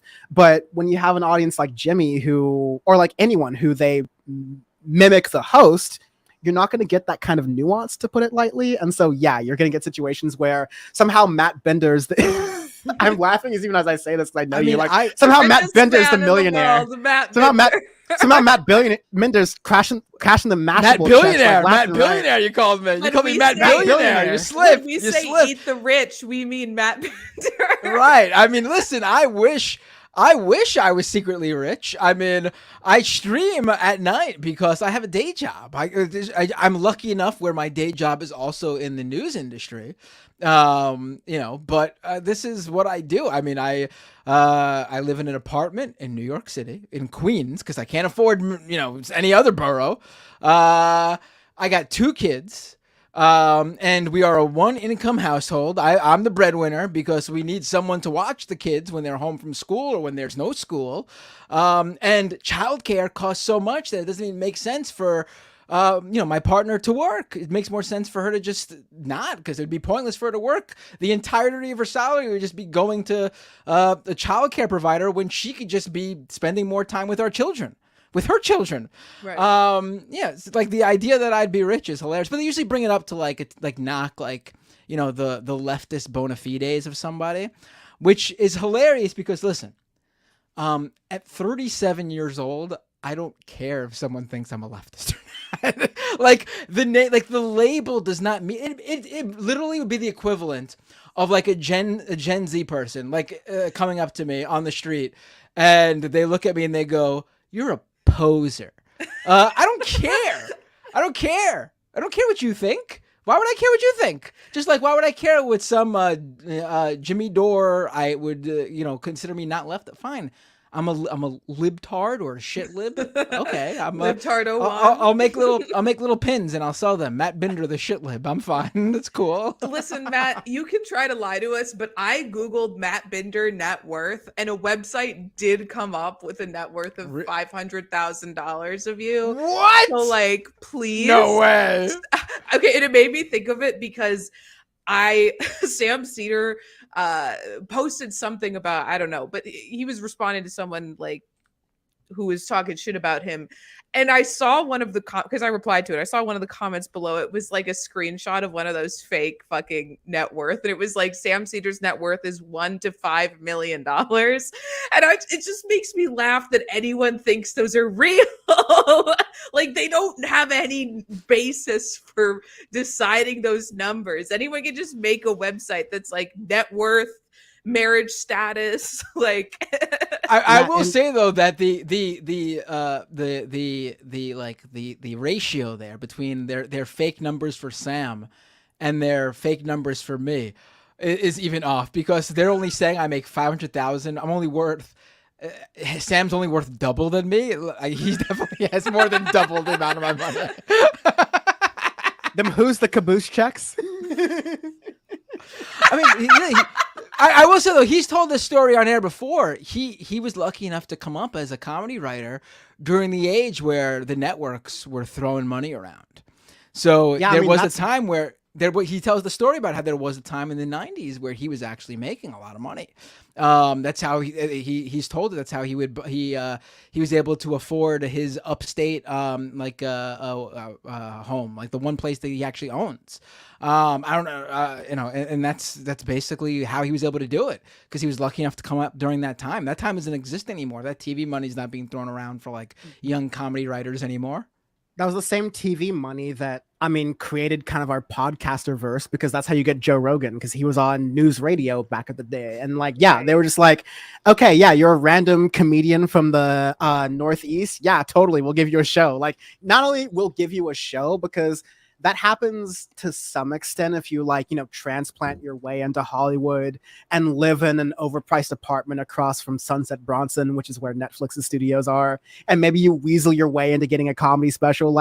Even then, that's not the same money, especially on residuals, that you're making compared to what was happening in the 90s. That was a totally different game. don't hate the player, hate the game. Like, I love that for Sam. But even still, like, that was, again, not to be mean to Sam, but like, dog, that was 20 years ago. Like, money don't last that long. I would right? like No, it doesn't. Yeah, and he did the smart thing with it. He did the smart thing with it. He invested it properly. I mean, if I all of a sudden won the lotto, like an amount that like. Obviously, any amount for me would be life changing, but an amount that like wouldn't make me like fuck you money rich. Like, let's say I win like $1 million, and then after taxes, obviously, whatever. I would It's like Fantasy 5, Daily 3, not Mega Millions. Right. Yeah, I would absolutely like just buy like because still can't afford anything in New York City, but I would like buy an upstate like a small like 2-3 bedroom house. That's the smart thing to do, and then continue to work. Your life doesn't change. You just have something to like fall back on when you want to retire, somewhere to live or something. I do want to dispute something I read in the chat. Shout out Dog on the Roof said my net worth is $10 billion. Actually worth $11 billion. So you were just a little off. But try not to like I know you're pocket watching. You're a lawyer, but, right? Right, exactly. Super fucking wealthy public interest attorney. Listen, that's how they start. We're going to start seeing the ads, Ravana and Schultz or something. It would be crazy if I used the name Ravana for anything I did legally. Also, there is another person in your firm named Ravana, because I said Ravana and Ravana. Two people who have no last name. We're just R&R Associates. Is Ravana not your name? We've talked about this. No, it's not. I don't think we have. Is that even your first name or like a nickname that like is part of your name? Your name has nothing to do with Ravana? No, and we had this conversation, and I remember you asked me that exact question. Really? One of the times I was on Doomed, but no, it's from a Dungeons and Dragons name generator. Oh, I think I remember that. Right. Yeah. Okay. All right. Wow. Damn. Yeah. See, what about you, Dan? Is Dan your name? Your real name? It's so exotic. It was funny. I was interning at TYT, and I had just accepted that, like, I mean, I've had like a YouTube channel that I wasn't paying attention to at the time, arguably still don't.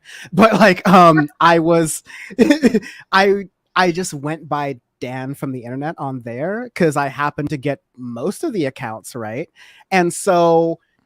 It wasn't until like, no, Jank and Anna would not refer to me by my surname that I would love for people to not know, or at least have to Google harder. But like, yeah, Dan from like Jank and Anna and John would just refer to me on camera or off camera as Dan from the internet. And so I became part of TYT lore that way. I stuck with that. And I'm like, yeah, that's the right place to be. But yeah, I got lucky with getting a very generic name. If you Google my first name and my last name, like you will get tennis players and former Congress people before you will find me, which like other people will be like, oh, I wish I had better SEO. I wish more people could find me. But y'all understand in the politics world is you're like, maybe, nah. I was just thinking about it. Like, Jank is my boss. There's a 0% chance he knows what my actual name is. Like, thinking of, like, I don't think anyone if you get paid, you get paid, I assume, right? The people in the back end definitely know what my real name is, but like I've known JR now for like 3 years and we've become like pretty good friends. And he asked me like 2 days ago if my actual name was Ravana. And I was like, this is like crazy to me that I don't know. I almost at this point in my life, I get nervous when people call me my actual name because I'm like, oh no, someone's gonna hear it, but it's just like me and my friends hanging out, and I'm like, oh, it's not a fucking issue here. But for everyone asking, I see in the chat, I'm not gonna tell you my actual name. I'm a very private person, and you don't get to know that. Also, there's some we were talking earlier about like blocking people on Twitter. I mentioned I've got like 7,000 people blocked, and there's some comments I'm seeing out of the corner of my eye that are the reason I block people. Like even here, these people have like dug their little claws in and like they're making really weird comments. Love being a woman on the internet. Right. Don't tell them your name. No reason to do that. Listen, sometimes I think like, wow, maybe I should like what made me think to just go by my real name?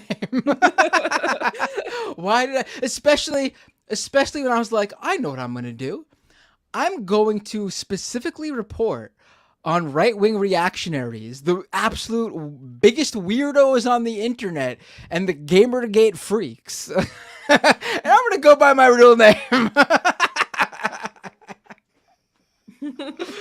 I don't know how much chat interaction you do, but I love comments. So we read I every single super chat on this show. I We always sometimes love Yeah. awesome, because I first of all, I always love You don't. I saw Ravana's eyebrows go up. You do not have to stay for that if you don't want to. No, it's fine. No, it's not. It I've wasn't done this that. with It was something I read on the corner of my eye. Okay, because I said we read all super chats, and you went like.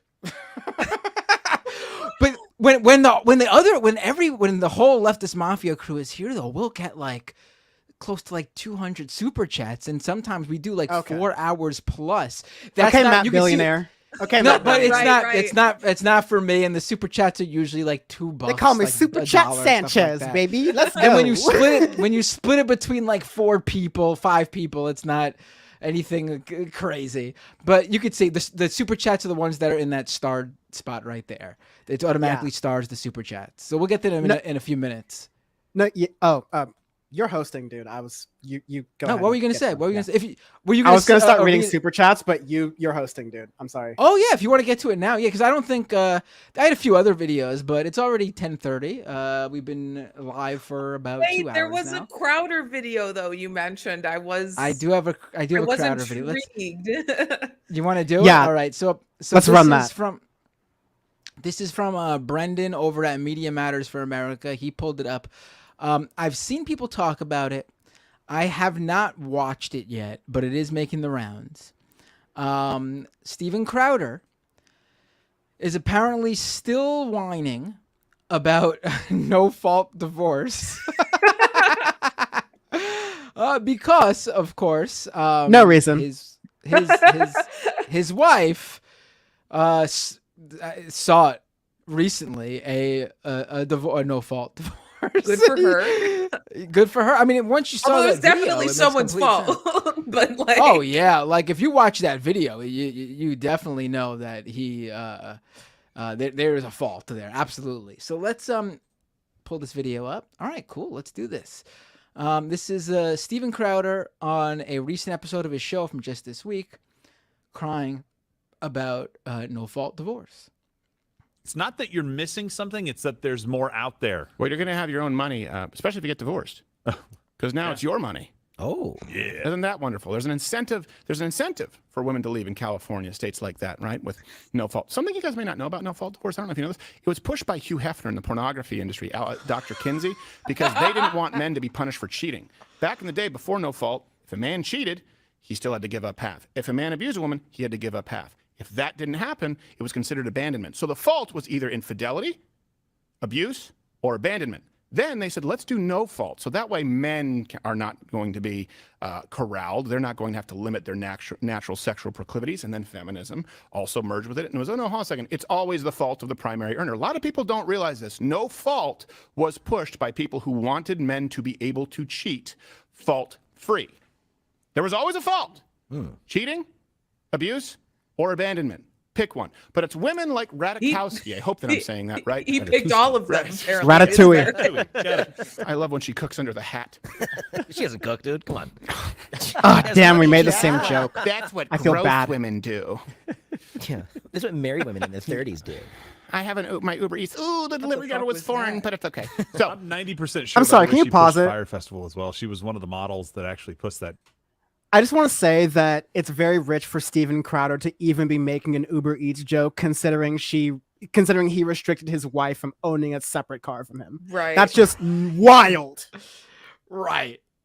Let's finish this clip though, and then we'll jump more onto what else they've been saying. That push that stuff. Do you remember that? Oh yeah, that's right. Oh, good for her. So no accountability either. No, not at all. But Radikowski is the kind of person who, unfortunately, with the lie, has the ear of young women. Oh my God. I mean, so but this his hold on. I'm trying to make sense. Maybe I'm not catching something, but I'm trying to make sense of what he's claiming here. So he's saying that no fault divorce came about because men wanted to cheat on their wives, and that would be a fault, right? But that doesn't. But what does that even mean? Doesn't even make any sense. His argument doesn't make any sense. This is women be shopping. This is just the argument. Literally. Like if the issue, if his roundabout way of arguing that, what he's trying to do, he's trying to make no fault sound evil, because he's trying to make no fault divorce sound like it's anti women, because it's look, Hugh Hefner was supportive of it. He's Mr. Pornography. I'm sorry, but you missed like a little tell. I don't know if you missed it, but like there's a little tell that I definitely caught when Steven Crowder was saying it was something along the lines of, they're men's natural sexual proclivities, as though like this was created because, hey, come on, guys, we love fucking, right? Like, as though women are like, I am saving myself for me. As like in Steven Crowder's mind, it's like women are NPCs who are just waiting for horn dogs to like come and court them, as though like women don't have, or anyone, gender non-binary, whatever, if people don't have sexualities or even non-sexualities to themselves, like it's a very, as often happens with Steven Crowder, he's like telling on himself as he's supposedly giving commentary. It was also really funny to hear him list out 3 things he did to his wife. Number 1, abuse. We all saw that on camera. Number 2, he cheated on her with multiple women he claimed were makeup artists for his show. They were not. And then 3, he literally moved out of the house and left her there alone with the kids and just declined to take care of them at all. Abandoned her. Like, you did all of the things in a fault divorce. Like, what are you actually complaining about? Siri, play Man of the Year by Schoolboy Q. Even if we still lived in a fault divorce, society, your wife would be able to leave you, dude. She would still be able to fucking leave you, bro. Like, he's just, and it's the thing is, like, he's only angry because it like became very like a very public thing that his wife left him, because otherwise I just don't understand what his gripe is. He obviously didn't love the woman. And like, what is... Well, his whole shtick in his early career, like there's a bunch of articles on Fox News' website.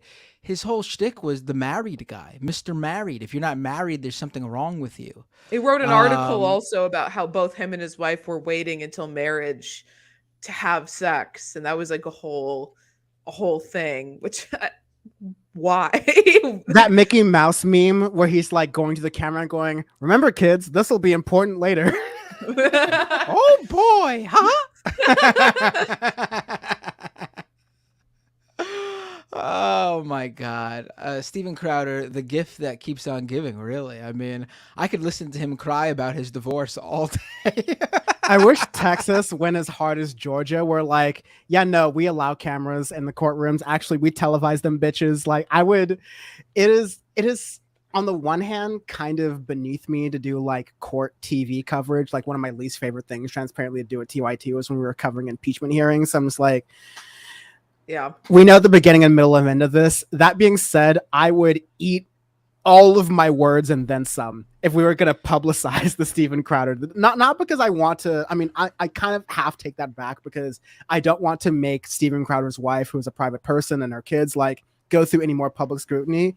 Yeah. But anything that gives me like content for Steven Crowder, like giving more of the L's that he already has, but like showing the kind of person he is, especially like truly in contrast to not only the supposed values that he supposedly like lives with, but how he judges people, how he has created his own content empire, which is probably going to be cut in half due to the no fault divorce rules. But he's created his own content empire based on attacking people and criticizing people for their moral codes, for their guidelines, for their faults. I'm like, sorry, buddy, don't hate the player, hate the game. I mean, he's like an exceptionally homophobic man who has publicly admitted that he struggled with bisexuality in college. Like, it's like things like that are so infuriating about fucking Steven Crowder. Also, I know a lot of people, in the industry. he's been cheating on his wife quite a bit for quite some time with a wide variety of folks. Like, really is what I've heard. Like, so I mean, for him to like be on his like moral high horse, I can't stand the guy. I fucking can't. I actively wish for horrible things to happen to that guy. He deserves everything. In the words of Alex life. Jones, politically. I will say, Dan, you did put into my head this like Mickey Mouse type Steven Crowder character who presents himself as moral and good like Mickey Mouse does, but he's also like secretly like fucking Daisy on the side and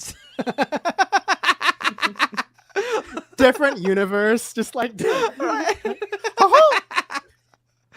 like, yeah, it's I don't know if I can do fuck that Minnie Mouse bitch.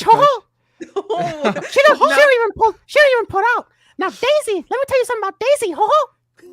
Kids, make sure you wait till marriage, kids. Now Daisy, get your little fucking duck ass in here. Minnie's out with Clarabelle. Most cancelable episode of Leftist Mafia. God damn it, we should have gotten married at the Disneyland in Anaheim because the California's a fucking no-fault divorce state. Now I'm stuck with this mini bitch for my life. I'm not gonna give that rat bitch the fucking half of my wealth. Not that rat. Goofy, get in here and take your sack tap right now. Sack taps for all,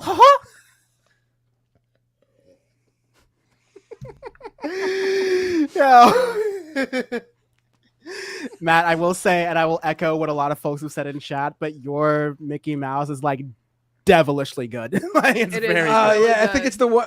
I think it's the one impression I do good because my kids. Oh, don't do I watch a lot of Mickey Mouse. I do a lot of Mickey Mouse. We watch a lot of Matt, Mickey you are Mouse. not allowed to be that wholesome after the debauchery that is just right. occurred. Talking about Daisy bringing her duck ass over here and then being like, yeah, I do this for my kids. No, not that version, right? I do a Mickey Mouse impression, yes. Matt Bender says Wu-Tang's for the children. Wu-Tang's for the kids. Oh man, listen, I guess I just ruined any chance I ever might have had to voice a Disney character, right?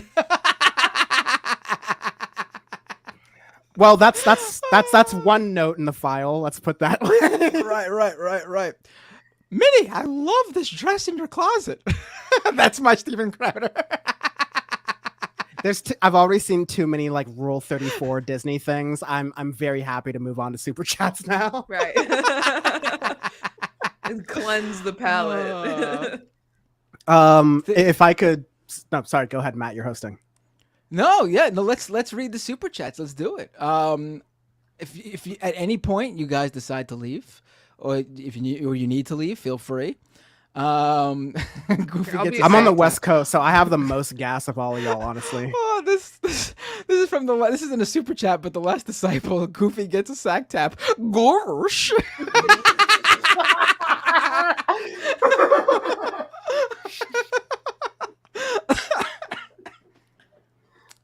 Jail. Donald gets a sack tap.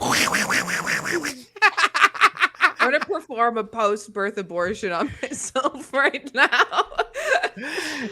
I agree for abolition, except for all y'all. No. Yeah, you motherfuckers need to go to prison. Not prison, but like at least holding. Right. We gotta remove you from society one way or another. A couple of comments. Loving Ravana, of course. Pinkerbell asks, Ravana, what are you drinking? Looks tasty. I did answer that. Hold on, let me pull it up. Hold on, let's start at the beginning. I could roll back, but let's go with this one. There you go. I am drinking a seltzer, strawberry seltzer with cut up strawberries inside because it enhances the flavor, because I bought strawberries and had not eaten them yet. So there you go. Oh, this is usually we go in order. I'll go back to the beginning in a second, but I want to throw this one up here so we can get an answer. Awesome Possum with a super chat. How do I send to Ravana money? Awesome Possum, that is so sweet of you. If you head over to my Twitch channel, I have a donation link. It's twitch.tv/Ravana. You can send me money there. Otherwise, my Cash App is just Ravana. How many Y's? How many N's? I always screw that up. They spell it right there. Someone made a chat about how people have been butchering my name, which is fine. It's not a real name anyway, so it's okay. All right, so I'm gonna scroll back to the beginning. If you left the super chat for David's channel or Mike's channel, I will read them because I will see them here. I don't know if it was for Mike or David, but also you should feel bad for giving them money when they're not here. That money should have went to me, or to Dan, or to Ravana. Okay. I'm gonna go to the there bathroom really quick. Be back. Okay, sure. Yeah, go ahead. We'll just all sit here and wait for Ravana to return. Hold music. No, I'm joking. We're gonna keep. That would be awkward. That was a joke, everybody.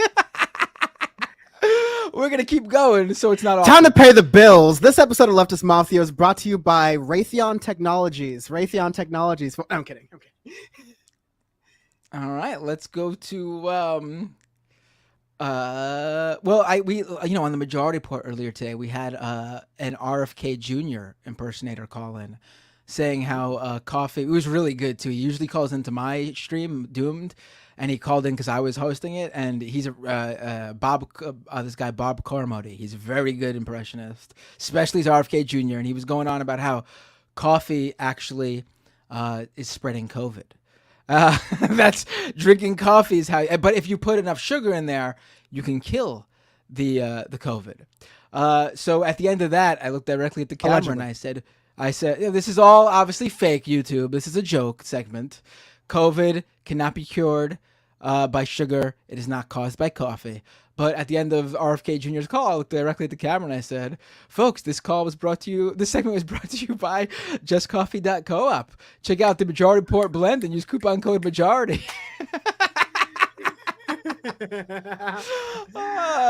Anyway, Scott with a $10 super chat. Greetings, Mafia crew. Random question. If I was to draw another fan art of all of you as some sort of superhero / I have no idea what that is. Mahu Shujo? Is that an anime thing? What kind would you all like to be? Matt, I know you'd be a WWE wrestler, LOL. I'm assuming because this chat is so early in the feed, this is before they knew that I would be the only Leftist Mafia person sitting here to answer this question. So you're going to have to ask this question when they come back next week, Scott. But while you asked it, we might as well ask Dan and Ravana, if you could be a superhero, which superhero would you be?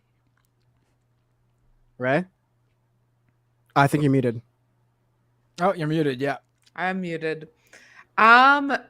Unfortunately, I'm not super into superhero movies. I am a big anime fan.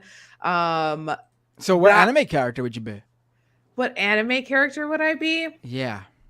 I'm a licensed Piccolo from Dragon Ball Z. Piccolo from Dragon Ball Z. Crazy answer.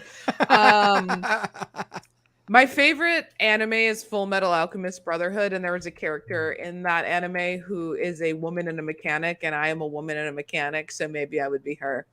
I like her. There you go. I see. The only anime I know is Dragon Ball Z. As you can see, I would have probably thrown out like Vegeta or something like that. I also watched. What's the one that everyone says is very has like Nazi imagery? Oh, Attack on Titan.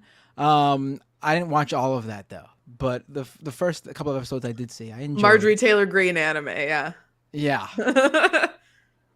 I would, again, I'm not the biggest superhero person, but John Iderola and I would often get into this argument, and mostly the troll, I would just randomly say Killmonger 2020 during random moments of our meetings back in that day. So yeah, go ahead and make me Marvel's Killmonger from the Black Panther movies. Damn, all right, cool. Man made points. He made points, all right? I'm not going to say he was right, but he made points. Like any good villain should. And if you're gonna make me there in the wrestler, first half, if you're gonna make me a WWE wrestler, I guess make me CM Punk, obviously.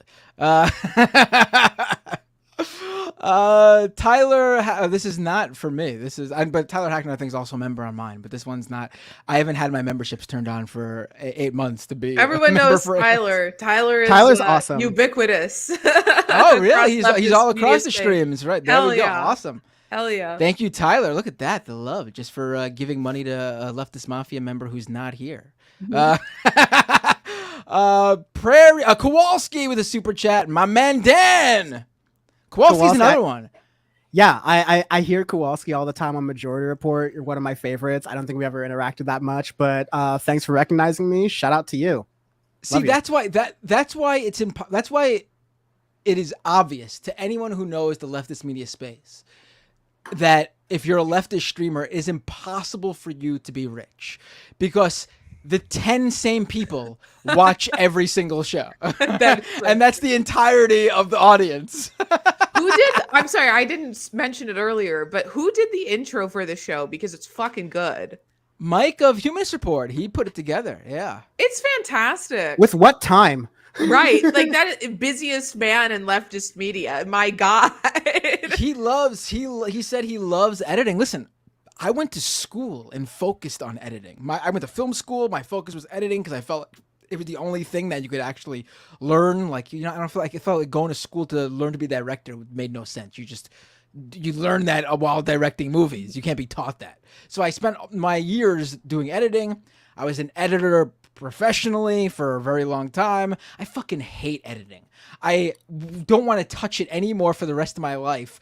It's to the detriment of my channel. So the idea that someone enjoys editing is baffling to me, but apparently he enjoys it. To be fair, Matt Bender, you going to school for editing, that definitely makes you a millionaire for sure. Right. Yeah, that's definitely. the job. Wealthy, super that's wealthy. the job. The thing is too, like, I'm actually good at it. And I was doing I don't know if you guys remember that website Cafe. It was like a political comedy website. It's where the Chapo guys started. I was an editor there, and I was doing like social media videos, like using like doing After Effects stuff and things like that. And I fucking just, it was fun to do, but like just doing it every day for a couple of years. And I was just like, I don't want to edit anymore. I just can't take it. It just drives me wild.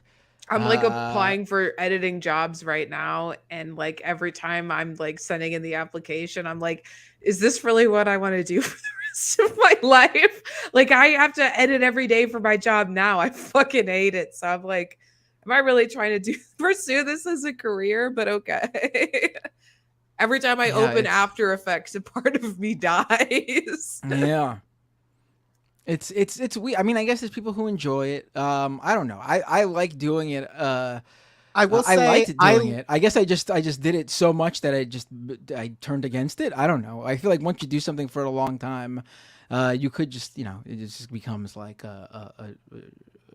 I don't know, monotonous, I guess. Yeah, I will say this, partially as a shameless plug, but partially this is a group of people who understand my struggle, is that I don't love editing my shows because Power Report, Audio Face, it's pretty much the same thing every single time. I'm just cutting clips and picking moments. It's not like that brain challenging. But I do these like, mini documentaries like a lot of YouTubers do, like long form pieces. Those are actually called Dan from the Internet. And those I love because it's like I'm outside, I'm shooting stuff with my upcoming one is a little bit about Elon Musk and a little bit about climate change and a little bit about electric cars. So I've gotten some really good car footage. If all things go well, Hassan's Porsche makes a cameo in it. So like there's fun. I still do like editing, but not when I'm doing monotonous things, which are unfortunately not that I like my shows. I like the shows we all do. But when you host it and when you've thought about it and you've produced it and then you're editing it, it's just watching yourself, which all people hate, but like for the fourth time in a row. Right. So yes. No, that's exactly it. Yeah. There is something grating about because I have to edit my Rebel HQ videos every day. Like when I move them into the Premiere Pro and I have to cut it over and over again and try to get the sound bite exactly right and edit out the breath. So I'm just like, if I have to hear my voice again anytime in the near future, I will do a post-birth abortion on myself. Like I cannot fucking listen to myself talk. I don't know how you all do it. Thank you all. I got over 1 million. Well, they're not you. They're not you. That's the thing. All right, let's go back to the super chats here. Wanda with a $20 super chat. Thank you, Wanda. This is for holding down Leftist Mafia and Majority Report on the same day. Last man standing on Leftist Mafia. No excuses for David. The others get a pass. Right. Yeah, there's an ongoing thing on this show where I constantly knock David Dole of Rational National for having a racist audience. just for the hell of it, no real reason, honestly. just because some light smearing. I rag on him for being like the secret right winger of the group, because he looks like he could easily make that transition if he wanted to. He has the looks. Yeah, I could definitely see him as like a InfoWars influencer. Like he's a clean cut, good looking guy, which means he could easily make the right. Fox News guest host appearance coming soon. Right. Wanda with another $20 super chat. This is not the same one. Jeez. This is a whole new ass chat. Also, I am celebrating paying off my mortgage this week. I know I am fortunate to do this as a boomer, but I am working this point forward to support the generations coming after me. Wanda, I love it. Congratulations. Listen, there are good boomers. We don't generalize. Well, when we talk about boomers, obviously we generalize, but we know there are good boomers out there. And you're one of them. You are one of them, right? Yeah. Congrats. That's really like a huge life achievement that I would love to have at one point. Yeah. I mean, but honestly though, like honestly, post 2020, my view of boomers overall has actually changed. Because they are actually not again, they probably might be the most, lucky and privileged when it comes to, money and wealth. Again, not saying that they're rich. All of them are rich, but they're, as a whole, they're in a better place than the generations after them. But in 2020, they came out and, they voted against Trump. Obviously not all boomers. I think the vast majority of the majority still went Republican, but enough boomers crossed over that it made the difference. It wasn't the usual disparity. That it's now actually Gen X. Gen X seems to be the most conservative generation now. You could just see it in the school board craziness. The conspiracy theorists are all in Gen X now, the right-wing conspiracy theorists. The anti-trans, anti-Black Lives Matter stuff, it's almost all coming from Gen X, activists, especially. Not saying boomers aren't part of it too, but this like new breed of, or Zoomers, like, for that matter. Right-wing influencers seem to be Gen Xers. A lot of lead poisoning shout outs in the chat right now because of that. The first generation of people who've never inhaled lead in the ambient air becoming adults, myself included. Yeah. I live in LA. It's real smoggy out here. I wouldn't put me out of the woods yet, but Bay Photo with a super chat. Binder Corleone. My co-host is sleeping with the fishes. Oh, that's a little bit Jewish there, actually. This is the Jewish mafia, okay? My co-host is sleeping with the fishes. Yeah, I'm not touching that one. Hey, I'm an Ashkenazi Jew. I can do that.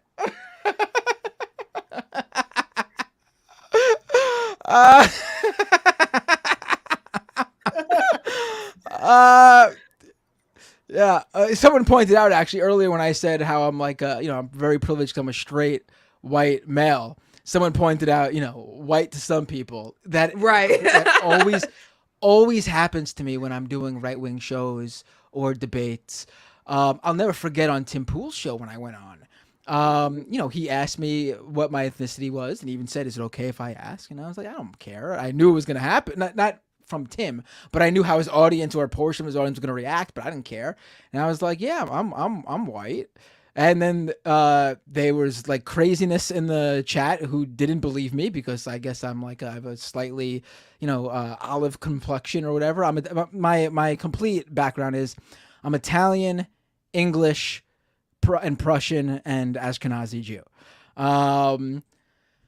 And they looked me up, and I guess they found out that I previously had mentioned my Jewish background, and the chat exploded with, "He's lying! He's not white! He's a Jew!" Yeah. Tim Pool's very not anti-Semitic audience. Right. Right. He didn't say that, to be clear, but the audience that enjoys Tim Pool, a portion of them felt like that was, important to point out. And before people say that's unfair, like, it was a point I was making earlier. You as a host set the tone for your audience, whether you know it or not. So, like, my audience, I love them. Sometimes they get snippy in the way I do, and like, I love that. But it's a responsibility to make sure you're not like flying off the handle in that way, so someone could misconstrue what you're doing as a form of bigotry. Right. Tim, not so much. He's not doing that. Renee with a super chat in Chilean. It's Chilean pesos, right? That's what it's called.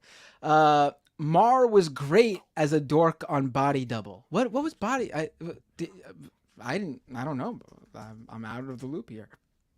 I want to say it was like a 1980s film, like a B movie. He also did like a Taxi Driver. Like, yeah, Bill Maher had like the not Sam Cedar thing where he just got in at the time where there was starting to be some stupid money in TV, and he got to earn movies at least, and he got to be in some shows like that. But I think this also might be a joke. I'm not sure because I just looked up the movie. Oh, totally is. And Bill Maher's nowhere to be found. I'm Fair. just not getting this joke. Yep. Renee with no, that was Renee's chat. Let's see. Boston based with a super chat.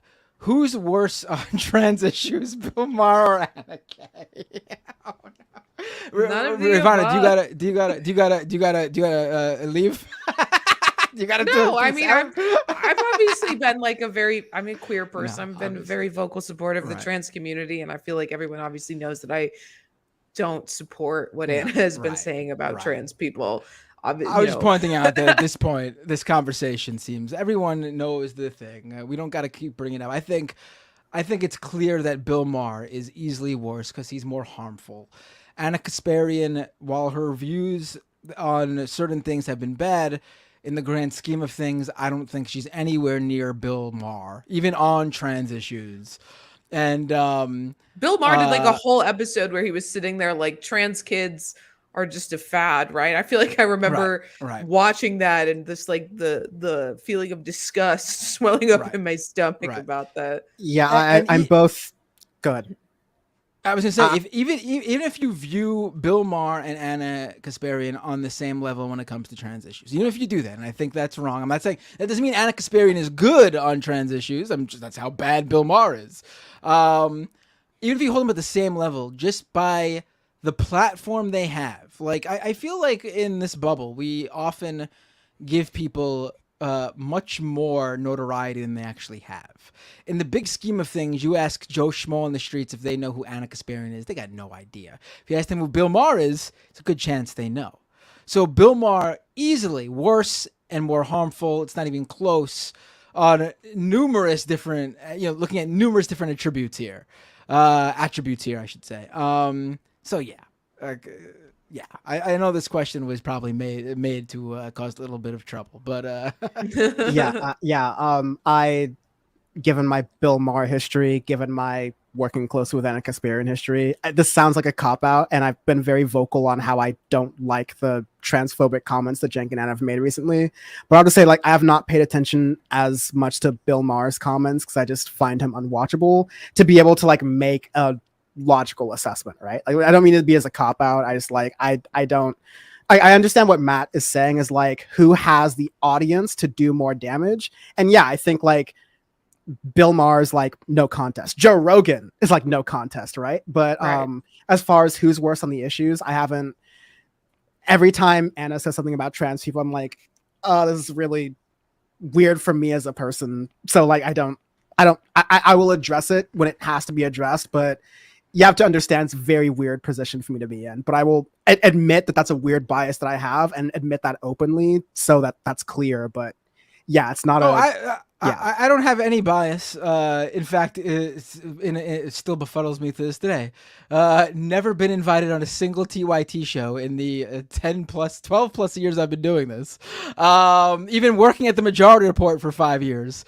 But that aside, Anna Kasparian I will say nowhere near Bill Maher. It's a loaded question, and I will say that this show, Leftist Mafia specifically, went hard at her to the point where it became a whole thing on its own of there being some sort of feud between Anna and this show. Specifically, Ole, who we love on this show. She is not a regular on the show anymore, but Ole is still part of the Leftist Mafia familia.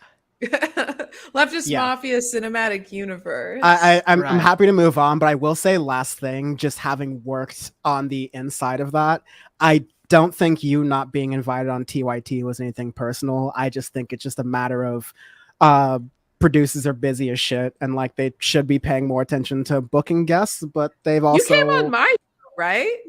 Or no? What? No.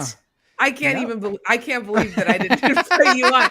You never played fake news? Oh my God, I feel bad now. I thought you did. It's all right. That's all good. My show canceled, to be fair.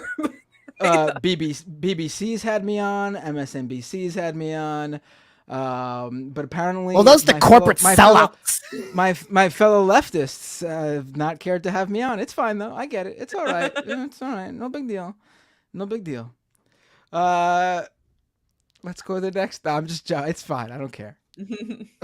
Fuck you. No, I'm joking. Pitchforks Dragon with a $5 super chat. Deep dishes and pizza. It's a bread bowl of bad tomato soup. Thank you. Deep dish is lasagna, which is good in its own right, but it's not pizza. And anyone from Chicago will tell you real Chicago pizza is thin crust, square cut pizza. Okay, it is not deep dish. Real Chicagoans know. All right. Ain't that Detroit though?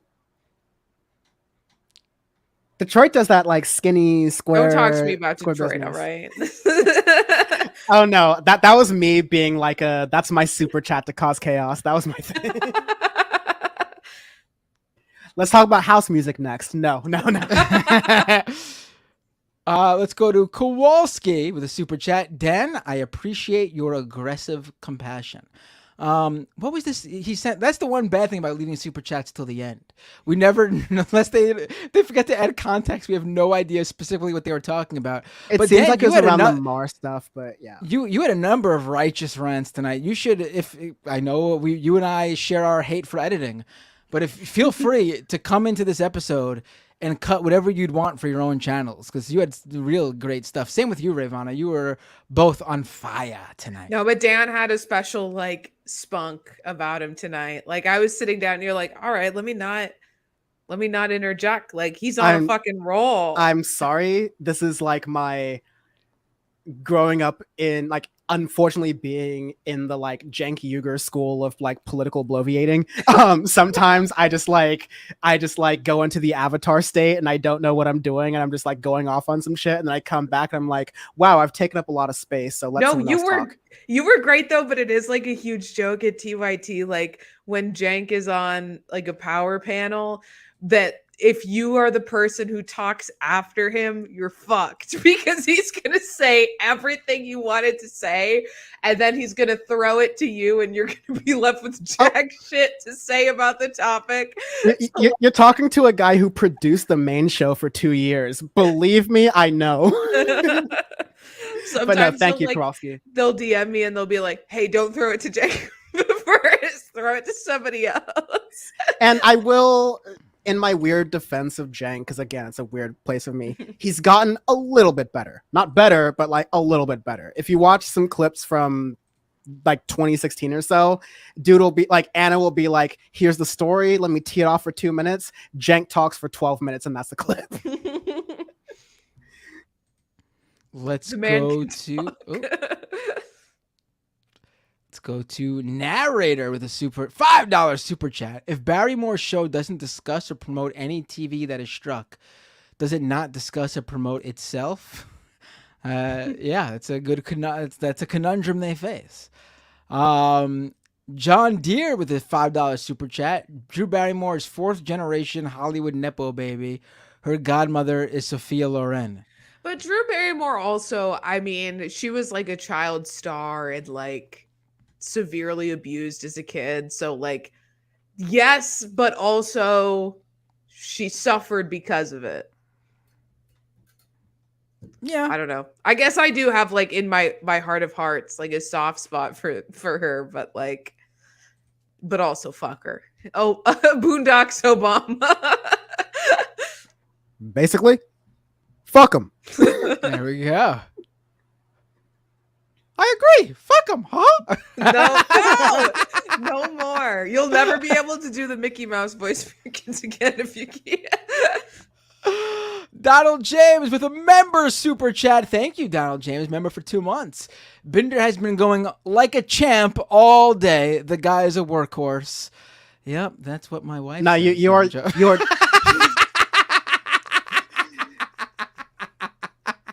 Bender, I know you don't drink, so that's just off the cuff, man. Like that's just the sleepiness kicking in right there, my friend. But no, I well, let honestly me tell you like this.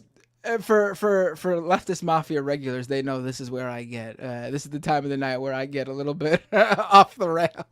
Oh no, same. But true shit. Like Matt, you are one of the hardest working people in this space with your day job, with all the shows you're on. Like mad respect, honestly. I got to cite to your reporting. We talked about this a little bit. I got to cite to your reporting in some of my law school articles that I wrote about cryptocurrency. That's awesome. I love that. That's really cool. I appreciate that. Donald James, member for 2 months. Thank you for upping that membership, for renewing that membership. Jesse Courteous with a $5 super chat. Thanks for carrying the show, Matt. Oh, thank you. By carrying, they mean me being the only host. I definitely did not carry the show in terms of like Thank content. you, Matt, for putting Dan and I on your shoulders and carrying. Right. Yeah. No, really. No. While they say that, let me say I literally could not have done this show without the two of you. Really, if you two didn't say you do it. I mean, I probably would have asked other people too, but I mean, if you two didn't say you could do this show, it would have been a lot harder for me to find, because you two would honestly, like, I don't think you were like down the list of people that you two were the first people that came to mind in terms of like, I don't know why, but you two were the first two people I thought of. I was like, oh, I want to have Ravana and Dan on. So thank you for saying yes and joining me. Thank you. We're a solid combo. You are. Awesome Power report. Next Thursday. Just saying, not next saying Thursday, anything. Just right? saying. Right. There you go. No, you guys can promote it next Thursday when the entire Leftist Mafia crew is back. 5 of us strong. The 5 biggest names in leftist media. Power Report are a wonderful lead-in to Power Report. Exactly. Yeah. Like they're the just before primetime hour. They get you nice and warmed up. It's all good. And then you come into Power Report. And then again, I'm not trying to compare. I'm just saying if you're a leftist content consumer on the internet, you have a good Thursday evening. I'm just saying. Right. Or if you want to listen to it as a podcast on Friday morning on your commute to work, you can do double duty. Listen to this show and then listen to that show. Right. Yeah. Also, It's for like- inquiring minds, her name is Miss Kitty. I do see some comments about the cat who just beat the shit out of me. Is that her real name? That is, or is that just like a streamer name? That is her given Christian name, is Miss Kitty. When I adopted her, that was the name the shelter had given her, and by that point, she was already 2 years old. So I was like, can't really change that shit. So. I missed this one. Awesome Possum says, love you, Binder. Thank you. I love you too.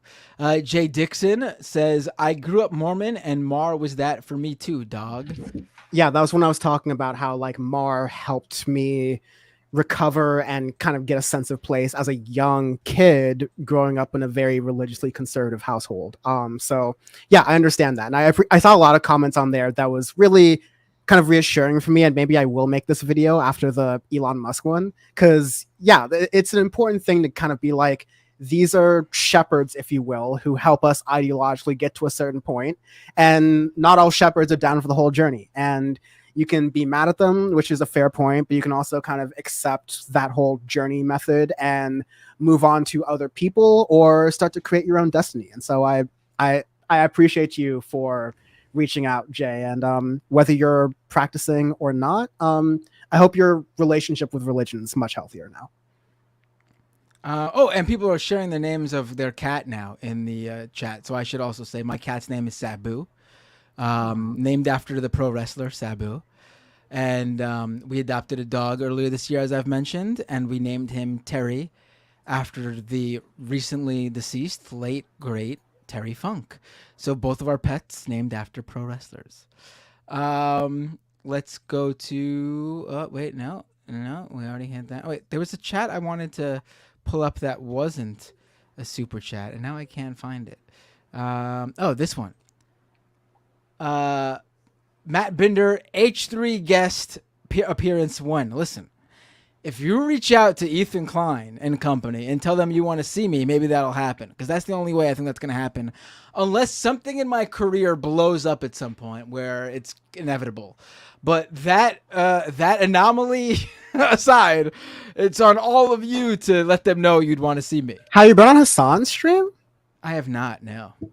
I mean, if you want to, I'm sure that can be arranged. Hassan's mentioned me on the stream before. He's pulled up my tweets. He mentioned me when I got banned on Twitter during the big December journalist ban, if you'll all remember. I've never been on. No, it's like me. It's all cool. I'm a forgettable guy. So one of the big things I worked with at TYT that I'm really proud of is I didn't know what I was doing at the time. No one did, but I was helping Hassan write his Facebook scripts for the breakdown when he was going after Tommy Lauren. That's kind of how he kind of made his whole thing. And so I helped him with that in the beginning. He definitely took that off to a path and continued on his own. We did a short run member. Okay, Leftist Mafia members who are watching this will appreciate this lore, and I'll keep it very short. So after Jimmy Dore left TYT, there was a spot open for a members exclusive show on the TYT network. And me being the producer, I was finally freed from working on Jimmy Dore. All of the stuff internally was labeled AP. And so when Hassan was like, I want to do a show, I want to do a members only show, and I want to call it Agitprop, I was like, oh, that's so easy to organize in the file system. It's still AP. So we did Agitprop with Hassan Piker. It was a wonderful, incredible, short-lived members content show. The first episode was Hassan debating Jank on the worthiness of unions. Remember, kids, that'll be important later. We interviewed ContraPoints. We interviewed a number of different folks on there. One of our clips ended up on the Alex Jones show, and Hassan's God bless the brave Mujahideen soldiers moment that happened on his Twitch stream was also kind of happening as we were producing Agitprop. And so I went through it. I was there for that. But no, Hassan, I appreciate him very much. I'm a big Dan, why don't you like the big streamers guy? Because I fucking hate most of the top streamers. But again, my bias having worked closely with Hassan, but also my perspective in knowing the less public parts of Hassan, I think he's good people, honestly. And even when he fucks up a little bit, if you yell at him a little bit, he'll figure it out. So I ultimately like him. I like Hassan. I think it's... Shout out to Alex Jones, friend of the show. Also has played several of my videos on his show, which I only know because of Danarchy. Love Dan. Actual shout out Danarchy. Really? He's played another leftist streamer forgets about Matt Binder. I've never been on the Alex Jones show either. Damn. Really dropping the ball. It's incredible. Unbelievable. Awesome Possum says, love you, Dan, with a super chat. Love you, Awesome Possum. Parker with a $5 super chat. Dan is right. David is a fed for suggesting the show take a week off. Right. The real question is Is it the Canadian Fed or the American Fed who got to him, right? That's a good question. I don't care how homoerotic this sounds. I'd be so down to see David Doyle in like a Mounties, like Canadian Mounties costume. Like, fuck cops, but like I think that'd be a very funny Halloween costume for him. I'm not gonna go there. Foresto with $5 super chat. Did you see the Breaking Points Republican focus group? I know Breaking Points is persona non grata, but I've seen other people covering it, and it's wild. Which Republican focus group do they do? They didn't even know they did Republican focus groups. What are you talking about? Which their audience in general? Yeah, I would love to see it. Actually, I have no idea what you're talking about though. Send me the clip. Foresto with another super chat. Business bro looks like an extra druggy Trump kid. I was talking about the Aussie guy. Yeah. Crikey. Tokyo Hans with 1,000 yen, which comes out to roughly like 33 cents American. Let's go. To all of those watching from Rebecca's like a buck. rational to all those watching from Rebecca's rational humanist surfs. Make sure to get your memberships through Matt Binder. Right. If you are giving a dime to those other four tonight, what are you doing? What are you doing? What are you doing? That's called passive income. That's not very socialist to me. The funny thing is, I did go away once during the summer because I had to go to a family wedding. So there was a episode that I missed. But just like they did, I kept my stream connected so they could stream. And I people did send me super chats. So I can't complain. I got super, not as many as usual, but I got super chats. Passive income, baby. That's how it works. Renee with another Chilean peso super chat, 2,200 Chilean pesos. Admit to, which again is probably like 35 cents. Admit, which is fine. I'm just pointing out to anyone. I could just picture what is it? The door right guys coming in and talk. Oh, I just saw Matt Binder get a $2,000 super chat.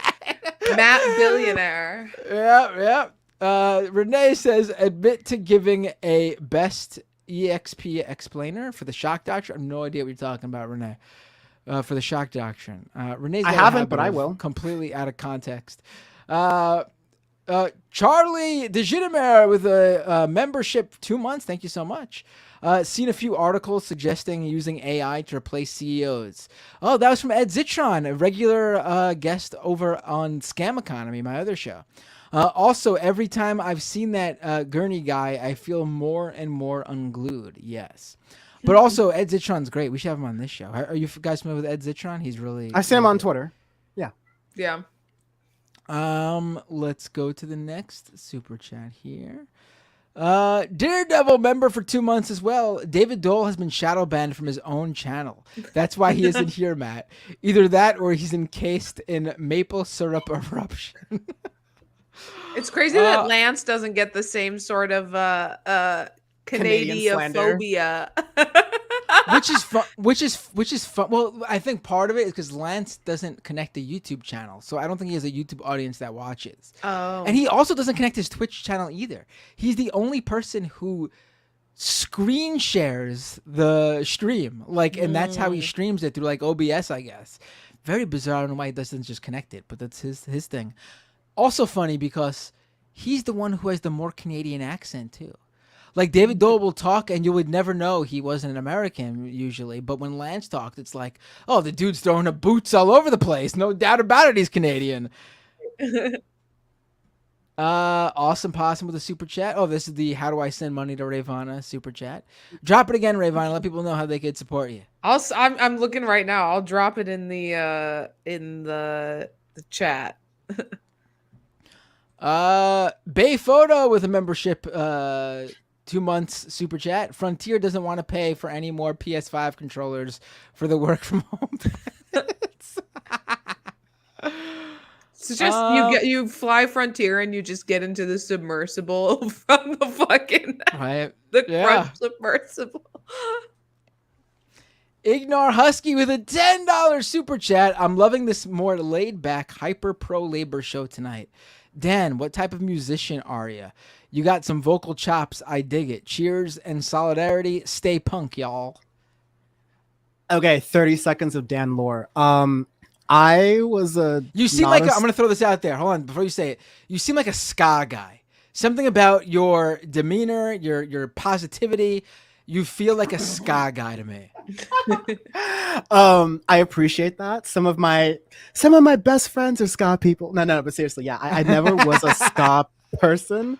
I also appreciate you were maybe the first person on earth to describe me as positive. Bless. But you seem very upbeat. You seem very upbeat. Even when you were angry, you seem very upbeat. I don't know how to explain it.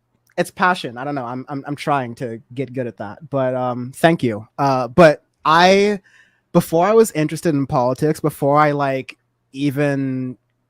I was a kid who just like got in fights a lot and didn't really care about school until about like 10th grade, when a counselor set me down and was like, yo, you're getting straight A's and you're constantly getting suspended. What's going on here?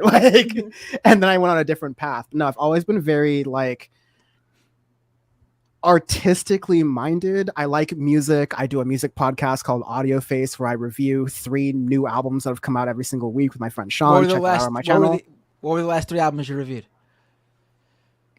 Oh, that's hard to come off the top of my head. I think Olivia Rodrigo came out just last week. Tizo Touchdown. I want to. I know. What do you think of the Olivia Rodrigo album? It is a fine submission to be a pop record, and to do a second record is very hard. Usually the second album is like your worst album as an artist, like it's the curse. And I think it was fine as a pop record, but I think Olivia Rodrigo has more creativity in her.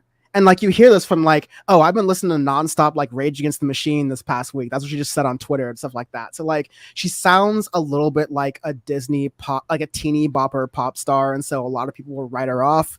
I would implore people to just like let her cook a little bit, because I think when she comes out with her 3rd album, she's gonna sound like a Billie Eilish alt dark pop kind of star, and you're gonna see some interesting stuff from her. I think she's just doing her like, let me make the labels happy. Let me make some like basic pop songs or whatever that like, you know, people my age can relate to, but I'm going to do some fun later. I don't say that about every run of the mill pop artist, but I think Olivia Rodrigo has got some sauce inside of her that she's just holding a little bit until some later records come out. She wants to build lore, and I respect that. But yeah, I think her latest record was run of the mill pop. Like I felt the same way about Miley Cyrus's recent record. Like it's fine, but it's like, it's just pop. I want to get more into metal though. Like you and like Jordan Ewell and a couple other my like political friends are like more metalheads than I got to be. I'm not a metalhead. Oh, you aren't? Oh, sorry, my bad. I was wondering if you were talking about me. I was like, no, for some reason I thought of you as like more of like into, I'm not going to start naming bands because then you'll get into whole, well, they're not metal conversation, but like I thought you were into like more like harder rock stuff. But sorry, totally wrong. I'm racist to white people. My bad. I am, but not metal. I'm into punk, hardcore, but you know, not. I mean, there's good. I need someone to teach me these nuances, right? That'd be great. Stuff. But thrash, I'm into thrash, which is closer to metal. But all right, yeah, I'm not a metalhead though. My last thing to ignore is that I used to sing, but I don't really like to anymore. And I can play about 10 musical instruments because I never learned sheet music, but I just can hear music and play it really well. I can just hear a song and I can just figure out the notes within about 5 or 10 minutes. If you give me a piano or a bass or a guitar or a keyboard, like I got it. So it's a family gift. I'll say. See, I played in a band as well. I was bassist for a while. Hell yeah. I cannot read music. I can also not play by ear. That's why I like punk.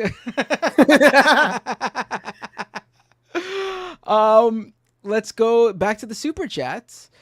T King with a super chat. Thanks for being here. Well, I thank you for being here. Tokyo Hans with a super chat again. This goes to the leftist millionaires. Ray and Dan are awesome. Thanks for coming on today. Yeah, I would say the net worth just from the 3 of us right now on this stream has got to be what, at least several like $1,000. 60 billion? I was about that to say, might be true. Several $1,000s. Right. Student loans are starting up. We'll get back to you on that. All right. My net worth right now is about negative $100,000 thanks to law school. Omega with a $10 super chat. Much love to my faves doing a Leftist Mafia episode together and making my abs sore while laughing. Ray, if you want to speed run One Piece, I know a way to do so. Shout out to the MR crew and the Cedar fam. Stay safe, people. Thank you, Omega. Omega, I'm about 200 episodes into One Piece now. So, we are flying through. I started on Thursday of last week. Things are going well. Is this the live action one you're talking about? No, I'm watching because I watched a lot of the anime growing up because it was always on Cartoon Network, but I never watched it in order. So I decided instead of rewatching an anime that I've seen a million times, I was like, let me watch something new. So I just started it. But I haven't seen the live action. I heard it was good though. It's very good. One of the rare good ones that like an anime to live action thing. Like I'm still fuck you for whoever wants to get into whether or not Avatar: The Last Airbender is an anime or not. Like, just fuck off, all right? But I'm still burned by that terrible M. Night Shyamalan movie they made, where like they mispronounced all the characters. It was Avatar: The Last Airbender. Right. Yeah, and they mispronounced all the characters' names. They cast white actors in a very obviously like East Asian show. Like those were the swerves, man. It was M. Night Shyamalan. Those were the swerves. You say the names wrong. Whoa, the names are wrong. Whoa, that guy's white. Whoa, so is that guy. I live in hell. Yeah. See, it's wild. You said you would watch Cartoon Network. Anime would just be on, because when I was a kid watching Cartoon Network, there was no anime. It was the old Warner Brothers cartoons. It was Johnny Quest. It was Hanna-Barbera of the Universe, Hanna-Barbera. By the time they were showing anime, I was not watching Cartoon Network. I think it was called Toonami. Toonami was what it was called when they would play anime. I mentioned earlier my favorite, and shout out to all my Winry heads who knew the character I was talking about. My favorite anime is Full Metal Alchemist Brotherhood. When I was watching it through the first time, I suppose, as an adult, I realized like certain scenes of it, I was like, oh my God, I remember watching this as a kid and being like totally freaked out because there were so many shows that I would just like watch on Toonami that I like I didn't know what the show was. It was just on. So I would watch it because I was a kid, and that's what you do when the TV is on, right?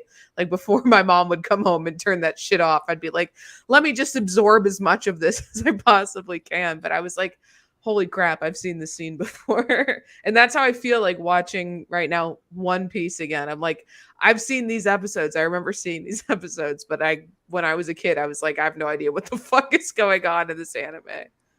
Right. Hey, Matt, I'm sorry to fly brain you, but would you mind going to like the second most recent super chat from the Wasting Times? Because I have takes given my experience with this, and I just like I need a moment to feel vindicated. So all right, let's do it. Yeah. All right, so here's a super chat from the Wasting Times. $10 Wasting Times. Thank you so much. Hi, Wasting Times. That's another one of the 10 people who watch every single Leftist show. Wasting Time has been on my show as a guest too, because he's one of the regular trackers of that, like the door right group that we were just discussing before. Bless your heart. And the MAGA communists. Yes, that's right. So the Wasting I got Time stories about Jackson Hinkle I can't say on stream. You told me though. Yeah. Wait, why do you know Jackson Hinkle? Because he lives in LA, and so I'm aware. Oh, that's okay. Also, just being on the internet, but yeah. Well, I mean, I'm on the internet. I don't know Jackson Hinkle in the way that you just good eerily said. You're like, oh, I know Jackson Hinkle. The Wasting Time says, did you see allegations of Jimmy Dore taking $5,000 a month from a billionaire? Former Dore associate made the claim. I caught Dore in 4K saying he got 5K at least once. So seems credible. Thread on my timeline. Lance actually covered this today. So I think it's a very credible claim. What do you want to say, Dan?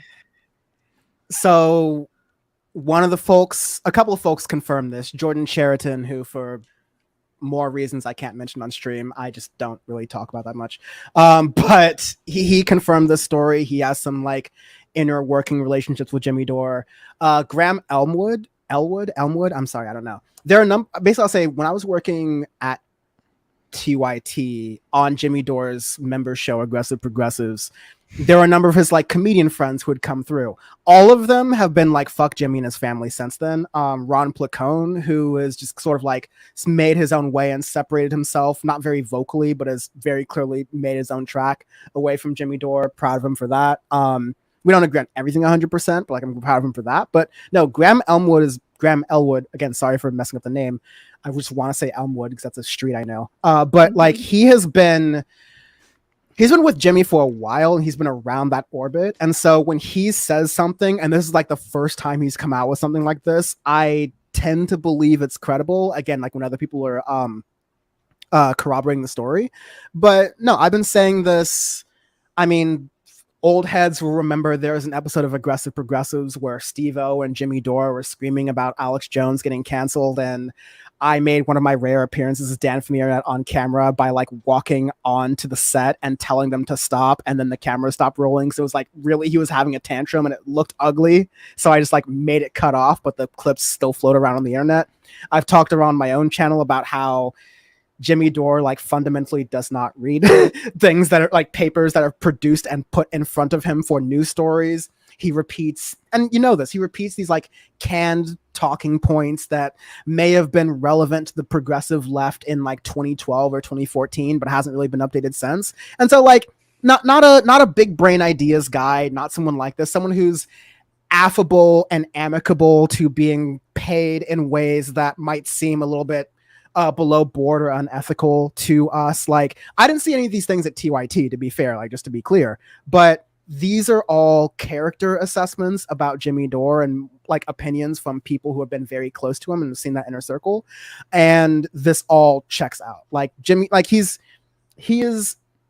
the word grifter has been thrown around a lot, and I use that word a lot around Anna, and Anna used that word around a lot. So maybe I take some responsibility for that. But Jimmy Dore is the kind of grifter in that he will, almost like Vivek Ramaswamy did in the last debate, not to shout him out, but he like licked his finger and like held it up in the air. Jimmy Dore is that kind of guy. He'll figure out which way is the wind blowing, which way can like I get donors. And like you see in that story that the Wasting Time is mentioning, that he apparently he was one of a number of internet YouTuber folks who was bankrolled by a millionaire or a billionaire who was okay with progressive stuff, but around the time of COVID was like, okay, I want you to start pushing anti-vax things. And apparently, according to Graham Elwood's story, was like, there were a number of people who were taking those $5,000 a month checks from this unnamed billionaire at that time who are like, listen, denying a pandemic is a little bit too much sauce for me. I'm gonna have to tap out and pull the brakes. Thanks for playing wonderful business relationship. And Jimmy Dore was like full steam ahead on that. Like that was not a trolley problem for Jimmy Dore. Right. If he can even understand the concept of a trolley problem, he went full steam ahead on that bitch. So that's according to what Graham Elwood said. That's according to what Jordan Sheridan corroborated, and that fits very well. Like I can't tell you that is outside of the character of Jimmy Dore.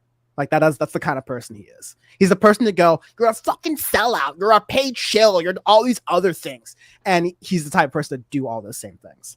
I'm also like a little bit on a I hate Jimmy Dore thing just because of how racistly condescending he was to Cornel West, acting like, oh no, me, Jimmy Dore, the self-proclaimed jagoff comedian, is going to be informative to you, Cornel West, the black intellectual like radical who has been such since age 20 and now he's age 70, so like for 50 years before Jimmy Dore had whatever political reckoning he's had. Like Jimmy Dore's going to talk down to him. Admonish him for focusing too much on racial issues. Oh yeah, like I'm still feeling some type of way about that. So I'll be honest with the audience, like I'm feeling some type of way about that, but I'm also just saying like that is the Jimmy Dore behavior or mindset. Yeah. No, we talked about that on the last episode, that interview with Cornel, the last episode of Leftist Mafia, that with Cornel West. That was stunning to watch, like, and the way he hides behind the disrespect he had for like Cornel West's bread and butter issues that he's been on the forefront activist his whole career, his life. We know that Cornel West of the intersection of race and class issues, his leftist bona fides, and for Dore to act like he knew better than Cornel West was, and not even that, talk down to him. It wasn't even like, you want to debate the guy. He's not, Cornel West isn't someone who, like, there's nobody, in my opinion, who you can't, like, have a conversation with and disagree with and debate, obviously. But it was at the level of disrespect. It was very clear. Yeah, and I'm even not the whole, like, I would in older, not TYT, but before I worked at TYT, like I used to write things for HuffPost, and I just refused to put President Obama. Like I would just say Obama or Barack or whatever, because I just don't. I'm sorry. I thought this was America. I thought we didn't care about titles. That's how we got rid of the king and shit. Even though American conservatives seem to love the British monarchy, which is kind of funny. But like I don't play into like this whole respectability politics kind of thing. But I just gotta say, like, again, I cannot remove as a black man watching another black elder being talked down to like that by a fucking idiot. I cannot remove that part of me. But I just have to say that, like, you have to understand in a conversation, like, we all do this. We invite experts and people who know things in a certain field that we don't know. I let them talk. I let them cook. I let them speak. When I have, I want to shout out Left of the Box and also Benny Carollo, that a lot of people know. When they're talking about trans and non-binary issues, I ask questions. I appreciate the fact they let me ask dumbass cisgender male questions sometimes, but mostly I shut the fuck up and let them speak because I don't have the hubris to believe that I know more than them about anything. Even the things I'm misconcepted about, like, I don't know. I need to learn. And so, yeah, Jimmy, not that I ever expected him to have this kind of, that kind of, hosting ability, but that was just disgusting. Like a new low even for him. And super last thing, the fact that he was trying to hide behind Revolutionary Black Network, as in like the former Fred Hampton leftists who were misusing the name of the Fred Hampton so much the Fred Hampton estate had to tell them to stop doing it. The fact that he was hiding behind them to make that point, and they were trying to defend Jimmy Dore in their video, which I covered on Power Report.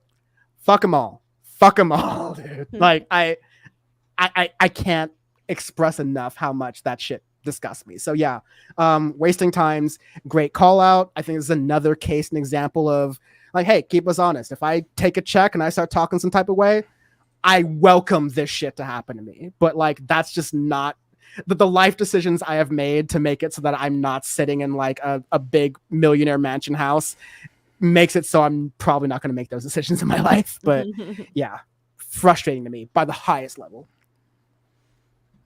I gotta look more into the Jimmy Dore thing, but I completely trust what Wasting Times and Dan has brought up and says, based on my previous experiences with them. What you can do with a super chat: make participation a habit. Hit like if you haven't already to help amplify great content. Oh, I thank you. Yes, everyone should like specifically my version of the stream or Dan's version of the stream. Let's give me some followers real quick. Yeah, no. Honestly, if you're watching, what's the exact URL for your YouTube channel? YouTube.com/Dan from the internet. Everyone go there right now while you're watching the show. Listen while we're talking, and just in a new tab, go hit subscribe. Snack Panther with a $10 super chat. Thanks, Matt, for keeping the party going this week. Dan and Ravana were great. Yes, they were, but not anymore. The quality's been going down. They put "were great." Actually, they put "we great." They completely botched that one. Amused Mob, a member for 2 months. Hey, Ray, how are your Man U boys doing? Crying, laughing emojis. Up the Reds, YNWA. Ooh, You'll never walk alone. All right, Liverpool fan. First of all, shut the fuck up, because it's been a rough start to the season. Not if you're a Liverpool fan, which you are, so you've had a good start to the season. We've had a really horribly rough start to the season. For anyone who's unfamiliar with what we're talking about, they're making Premier League football. They are making fun of me and world football for the club I support. It's not been a great start to the season, and I'm really angry at the club for a myriad of reasons, but primarily because they have treated a player worse for defending himself than they have treated two players that have been credibly accused for assaulting women. So it's been a rough start to the season for me as a Manchester United fan. I've seen online your side. I didn't know. I mean, I knew because I saw you. I just said so. You say it online. You're a big soccer fan. Huge fan. Huge fan. Right. Got a new soccer show, right? Yeah, I do. What do you think? You do, really? Oh, we haven't released our first episode yet, but yeah, it's called The Final Third. You watch MLS or no? A little bit here and there. Not a huge MLS fan. I'm a NWSL fan, the women's league in the United States. I'm a Chicago Red Stars fan, but Chicago Fire leaves something to be desired, so I've never gotten that into MLS. Because my son, he's 8 years old. He got big into soccer last year, and he's playing in his league. So now he's gotten into watching it and everything, and he's gotten me. I played soccer years. I played soccer many years ago when I was in when I was in my from like 4 to like 13, and then I stopped playing. And then my son got me back into it. We've been going to New York City Football Club games. At Shea. Oh my God, how old am I? At City Field. And then he got me so much into it that I now play in a just for fun, but an official league here in New York. And nice. Now to show you that I'm a real dad too. I'm not just playing dad. I'm the assistant coach now for his soccer team. Oh, yes. Coach Matt, let's go. Yeah.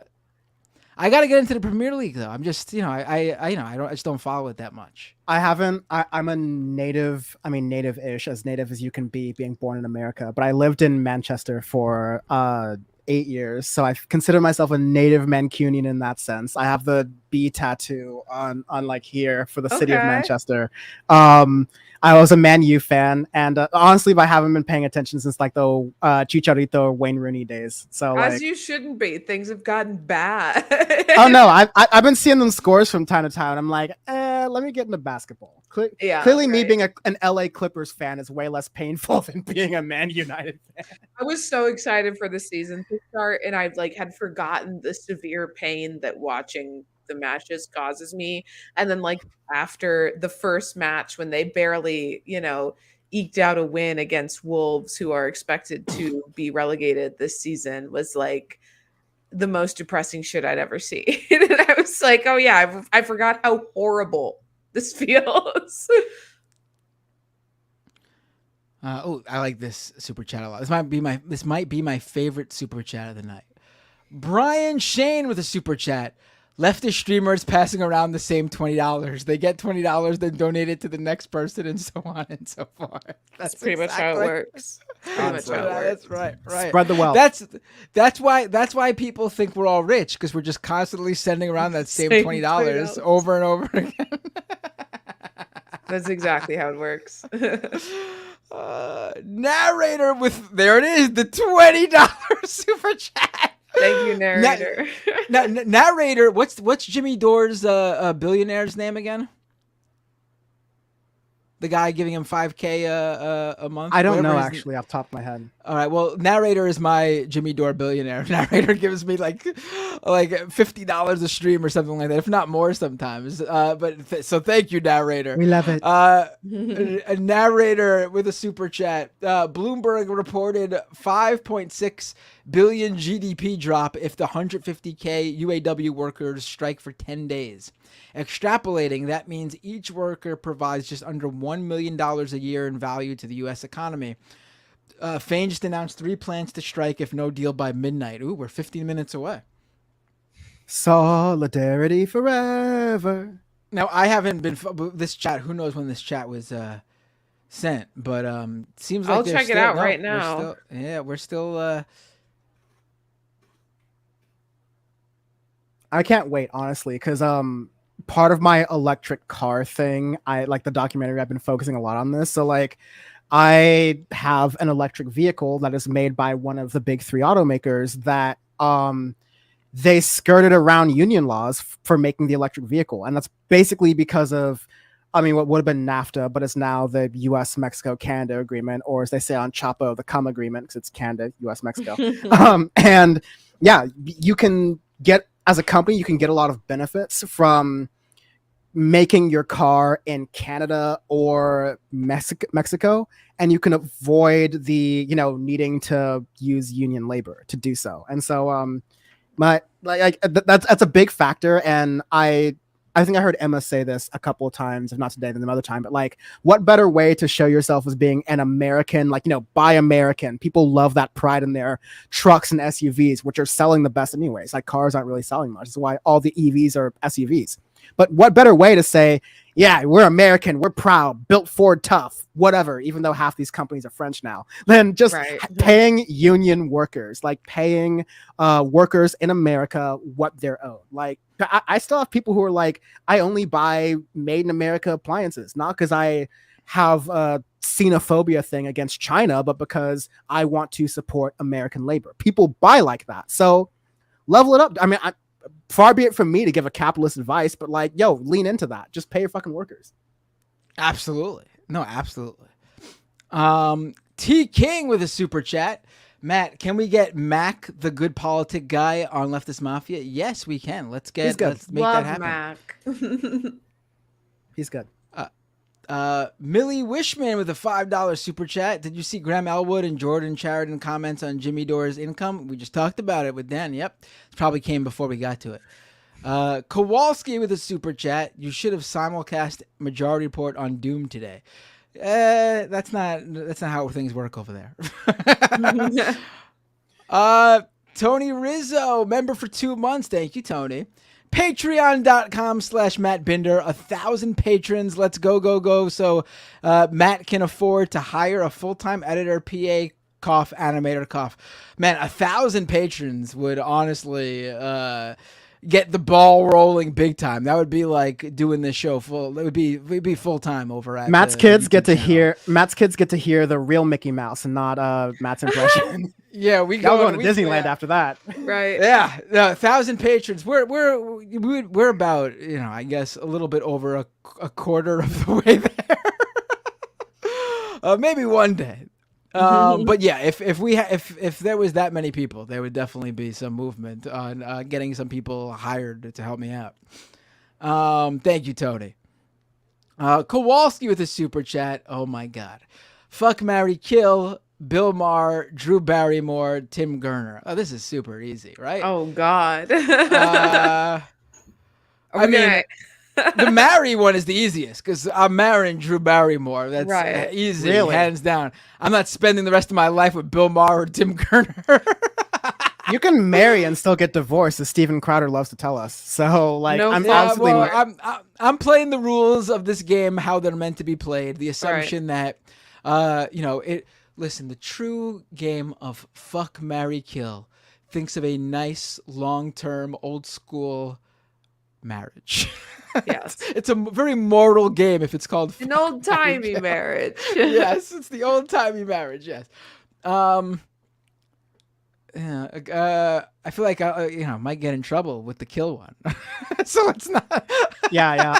I'll do marry Bill. Specific. I'll do marry Bill Maher because I know his thing with black people, and I'm just counting an age thing here. So like I think I got the number. Like even if I can't do divorce under like the weird Matt rules, he'll treat you well for a while. He'll treat you well. I got the money. I think I got the money line on that. All right, like I can listen to some bad jokes as long as he's got the acid. I'm down. But we're all killing Tim Gurner, though, right? Yeah, I think that's what we're all. We're all TOSing Tim Gurner, pretty much. Yes. For me, it's that order: FMK, Bill Maher, Drew Barrymore, Tim Gurner. Same. But for Dan, but Dan said his was MFK. You want to marry Bill Maher? Okay. All right. And what about you, Ray? Same as you, Matt. Same as you. Right. Yeah, makes sense, right? The sensible. Although Bill Maher's not Dan's makes sense though. Bill Maher seems like he fucks like a plank of wood, though. Like, sorry, I'm getting too graphic. I'm not trying to enjoy the moment. I'm trying to one and done. Yeah, that's how I'm looking at it. Yeah. Well, in the biblical definition of FMK, it's not a one and done. It's okay. Right. Yeah. Matt's like, let's move on. And Jesus said, in the biblical version of Fuck, Marry, Kill, Brian Shane with a $10 super chat. Never forget when Elon Musk himself tried to cancel Matt and the EU threatened to ban the entire platform from internet service providers for censoring journalistic freedom. Chad Matt versus Beta Elon. Yeah. Based. I appreciate that. Yes. I appreciate that. I hope your kids are proud one day. That's definitely that's definitely like my claim to fame. That and the fact that he punished me with the blue check mark, right? I mean, how do I? Are you still not paying for that? Oh, are you kidding me? Of course not. Ignar Husky with a $10 super chat. Hey Matt, I reached out to Dusty Smith and said he'd love to be invited, or y'all go on his show. He has a show every Monday, Wednesday, and Friday, so should be easy to reach out. Stay punk, Matt. Yeah, I'll definitely. I think you've been recommended Dusty Smith for a little bit. Absolutely, got to make it happen. I'll go on his show, and he could come on this show. Eric Achiampong. I'm sorry for messing up your last name, if I did, Eric. $10 super chat. Hey, everyone. Was curious if you guys saw the debate between Crystal and Kyle and Brianna Joy Gray. We spoke about it a little bit earlier, right? We mentioned the force the vote part 625. Yeah. Yeah, I'm gonna make my own video about this. I'm gonna spare you another like Dan monologue. But I've criticized Kyle Kalinske in the past. I've criticized Brianna Joy Gray in the past. I've defended both of them in the past too. So like I have a lot of opinions about it. I'll make another video. But yes, I have seen it. Yes, I have opinions. You'll have to check out youtube.com/Dan from the internet or my angry, rambling 3 a.m. I can't go to sleep rants on Twitter or Blue Sky or Threads about those to see that. But yes, I have. And I will say this. I think like the off years, like there's midterms and there's election years, like on even years, like 2020, 2022, 2024, 2018, etc. Right? Like those are the fun years to be doing this kind of job because there's debates, there's like content is being created for you to have discourse on. But like we covered this on Power Report too, like the odd years are just when Republicans are like, okay, let's pull out the big grab bag of hate and let's see what we can use to distract people. Okay, culture war issues, trans stuff, the wokening the military, education and critical race theory. Like they just throw that chum out there. So like I don't love a lot of this. Like I guess top level, I don't find any of the major questions like, is Biden worse than Trump? Who you're going to vote for in this state, in this situation? I don't find these to be productive conversations in 2023, honestly. But I do enjoy the fact that, I mean, let's just be full honest. Like Kyle Kalinske is married to Crystal Ball, and Marianne Williamson, who Kyle Kalinske likes, and Brianna Joy Gray, who Kyle Kalinske just debated, were all at the wedding. All right. So like this is one of those like insulated kind of club kind of things. So I have my own takes on that. But what I mean to say, and to end it and be kind of light about it, is that I like healthy discourse. I don't think Jimmy Dore is healthy discourse. I don't love a lot of Brianna Joy Gray's points, and I think she kind of forced the vote into her personality. But I will still contend that she's a very smart person. She did great work on the Bernie campaign, as did Nina Turner. And so I like when she provokes thought, when she challenges me to make me kind of like think about my opinions and defend them. So I think that we should encourage healthy leftist conversation and debate while making sure that our eyes are still on the prize and we also don't get too overinflated with the point of what content does. Like I'm much more happy about my friends in DSA LA who I've had on Power Report before, who are delivering snacks to workers on the picket line, than I am about whatever like jack off conversation about Marianne Williamson or RFK Jr. happens on YouTube on any given day, honestly. So like that's my stance. Yeah, I agree with you on basically everything you say. I know, Brianna does not like me. She's not a fan of mine because she said that she would never have me on her show because I dared to interact with her on Twitter. Which is fine. Oh, we both got caught in that, right? I forget exactly what the context was, but I replied to something you said. Oh no, it was on getting a blue check mark. It was about the check mark thing, and I basically just said like, I wasn't even like being like, I just basically came in. I was like, what's the reason for it? It's unnecessary. You don't need it. And she was like, don't you tell me what to do. And I wasn't trying to. Maybe I did come off like that. And if I did, I truly did not mean to. But she also made it clear that she she values other people in this space based on how many patrons they have. She called me out for not being. She called me out for not being as successful as her. She compared completely unprompted, compared my Patreon to her Patreon. Which is Jimmy Dore. She shares with the sexual predator. That Patreon. Yeah. Where's Virgil Texas.mp4? Which I mean, I see the numbers. It doesn't. You could. It's no shocker to me that you've more patrons than me. Yeah, I continue. But again, like I've said, I don't judge people based on my personal beefs with them. I agree with some things she says at times, and I think both of them had decent points in the clips. I didn't see the whole thing, but the clips I saw. But I obviously fell on Kyle's side of things when it comes to the election. I view Biden's presidency in the same way Kyle does. The bar was on the floor, and he exceeded the expectations, and continues to do so, if you ask me. Doesn't mean he's great. Doesn't mean he's wonderful. Doesn't mean we've gotten everything we wanted. But doesn't mean we shouldn't have higher expectations sometimes. Yes, too. but the bar for presidents is low, and Joe Biden is without a doubt in my lifetime. Again, with that bar being on the floor, in taken into consideration, he very well might be. Easily again in my lifetime the best president we've had. If you want to talk about modern times, I guess then depending on what you consider modern, it'd be like FDR, LBJ, Biden, maybe. I don't know. He's up there. I hate to say it, but certainly he's already exceeded Obama. Obviously, take away the importance of Obama being the first black president. I will never downplay that.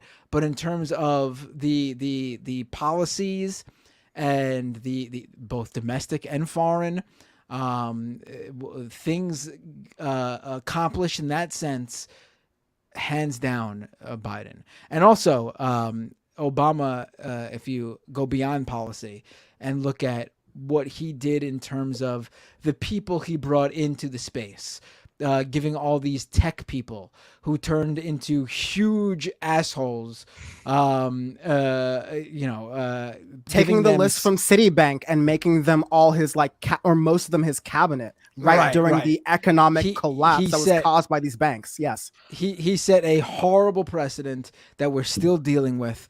I mean, Obama's campaign created this unique.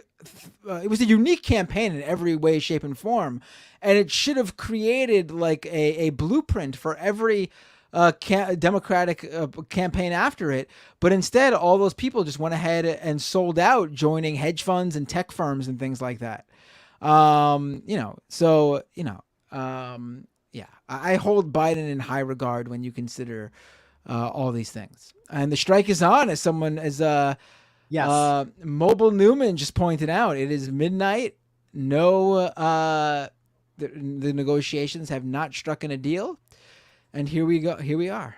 For news purposes, I want to point out that the facilities that are supposed to be going on strike are General Motors' mid-size truck and full-size van plant in Wentzville, Missouri. Remember, Americans love larger vehicles, so this is going to hit right where the profits hurt. Car prices have been one of the leading charges of inflation because of COVID making everything supply and demand kind of wonky, but also our cars are now computers now, so they require chips. And so cars are in demand and dealerships are getting away with charging overpriced, like way more than they should for regular ass cars. And so this is going to hurt them as well. I'll also say Ford's Ranger and midsize. So the GM plant is in Wentzville, Missouri. Ford's Ranger midsize pickup truck and Bronco SUV plant in Wayne, Michigan. Bronco's the hottest thing Ford has got right now. Like I've got their hot electric car, but like the Bronco is the thing that everyone wants right now. So that is going to be a big blow too. And then Stellantis, which is the European conglomerate that includes the remnants of Jeep, Chrysler, and Fiat, and those other companies. They have a plant in Toledo, Ohio. I think, it produced their 4xe hybrid trucks there that are doing really well, and they're selling a lot of as well. Those are all going to be stopped apparently as of tonight because there's no deal. This is huge. This should show how much labor power has. I haven't corroborated the numbers from the earlier super chat where it said like Bloomberg says that there could be billions of dollars lost from like a week of this strike.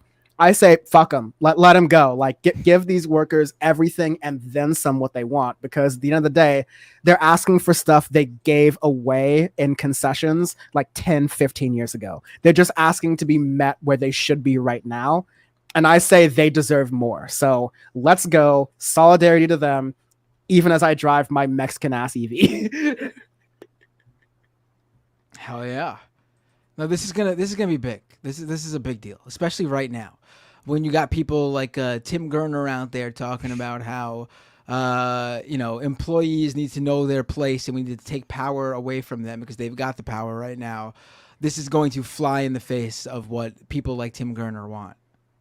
Oh, if we have another like Reagan situation where, I mentioned Tim Gurner, but I also thinking about the Frontier CEO. If we have another Reagan situation where our already hanging by a thread pilot system. I have a co-host on PowerPort, Sean, who is training to be a commercial pilot. So he talks about all the inside stuff about this.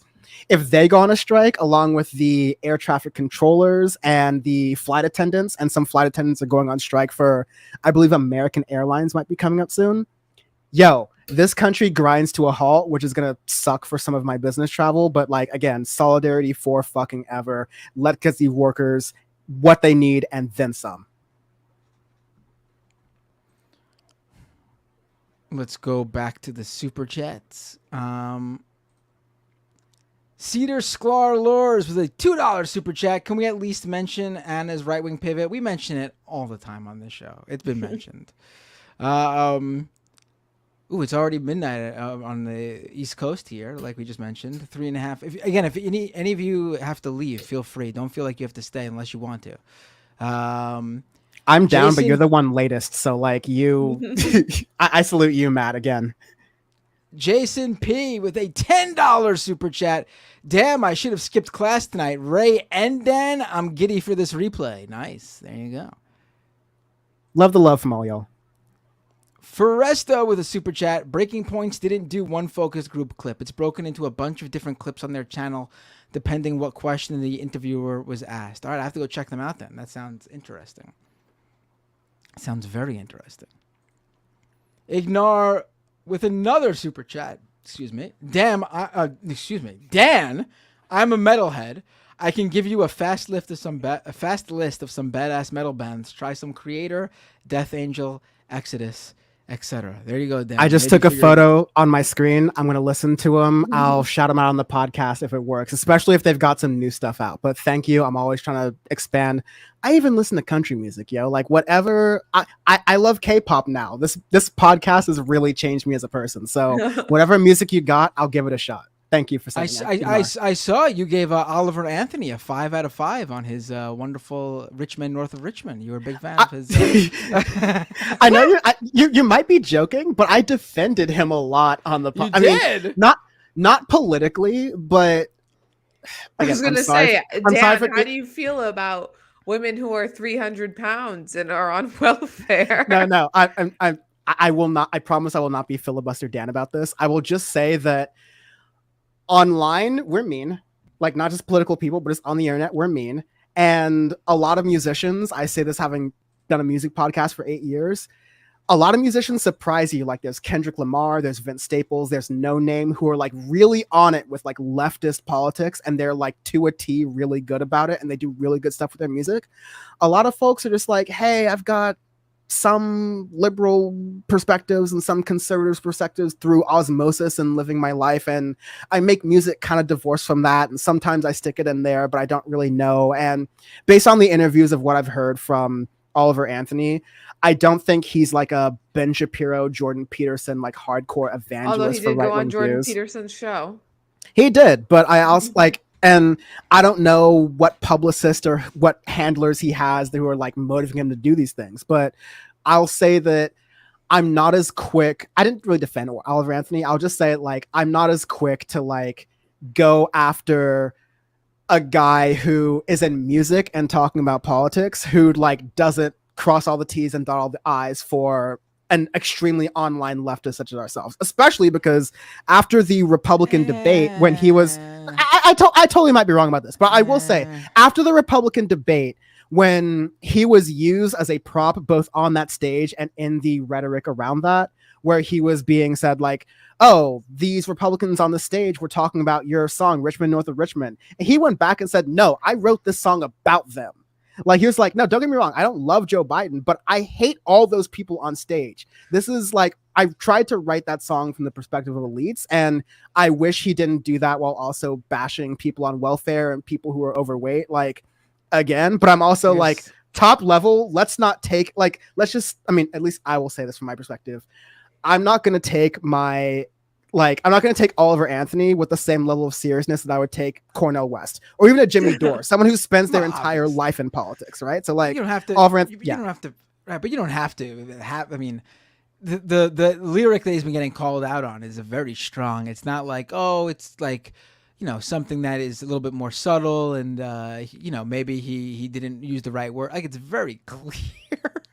He specifically knocks a very, like, with a height and weight combination, an exact type of snack food, and you're 300 pounds, and then he goes fudge round specifically. Right. Like, I mean, he was foul for that. Don't get me wrong, he was foul for that. It was not foul, but like, and also there are plenty of right wingers who don't like sitting Republican Congress people and politicians. That's nothing new. This guy is clearly on the right. You want to give him a little bit of a break because he's not in the political bubble, and maybe he doesn't know certain things. I'm willing to give that, but he would also then need to be open to hearing from other people. I've not seen that. I haven't seen that. He's going on all the shows that a right winger would go on. I haven't seen him show that he's not all about that by going on anyone else's shows. I also think this is going to be a case of, genie in a bottle. This guy's time is up. I don't think we're going to hear much more about him in a few months. This ain't no Johnny Cash. And I don't know if you've been paying attention. There was a big dust up where apparently a venue was charging $100 Yeah, for I saw you that. see this, and they claim it's because he was asking for $120,000 a show, and then he canceled the show because he didn't want them charging $100 per ticket. And like Tim Pool and Charlie Kirk are coming out against him for being for not wanting to charge that much. I don't know. I think this guy his time is short. Every point you made makes sense, Matt. I'm not going to disagree with it at all. I have in my heart the whole, like, if Doja Cat Doja Cat, popular pop musician, she's about to come out with a record, I think this month. She got into a dust up because she was apparently like courting right-wing racists in like video chats a while ago, right? She was showing feet in racial chat rooms. I will never forget letting the that dogs tweet out for free. As long as I live, that tweet will live rent free in my mind. No, yeah, and I'm just like, at that point, my online brain stops myself. I'm like, I'm not gonna read into Doja Cat the same way I read into like Mitt Romney. All right, like I'm just gonna like this is entertainment. I read it and I see it for what it is and I don't like it, but like I'm not gonna lose brain cells or anxiety or like heartbeats on that. So, but everything you said makes sense, Matt.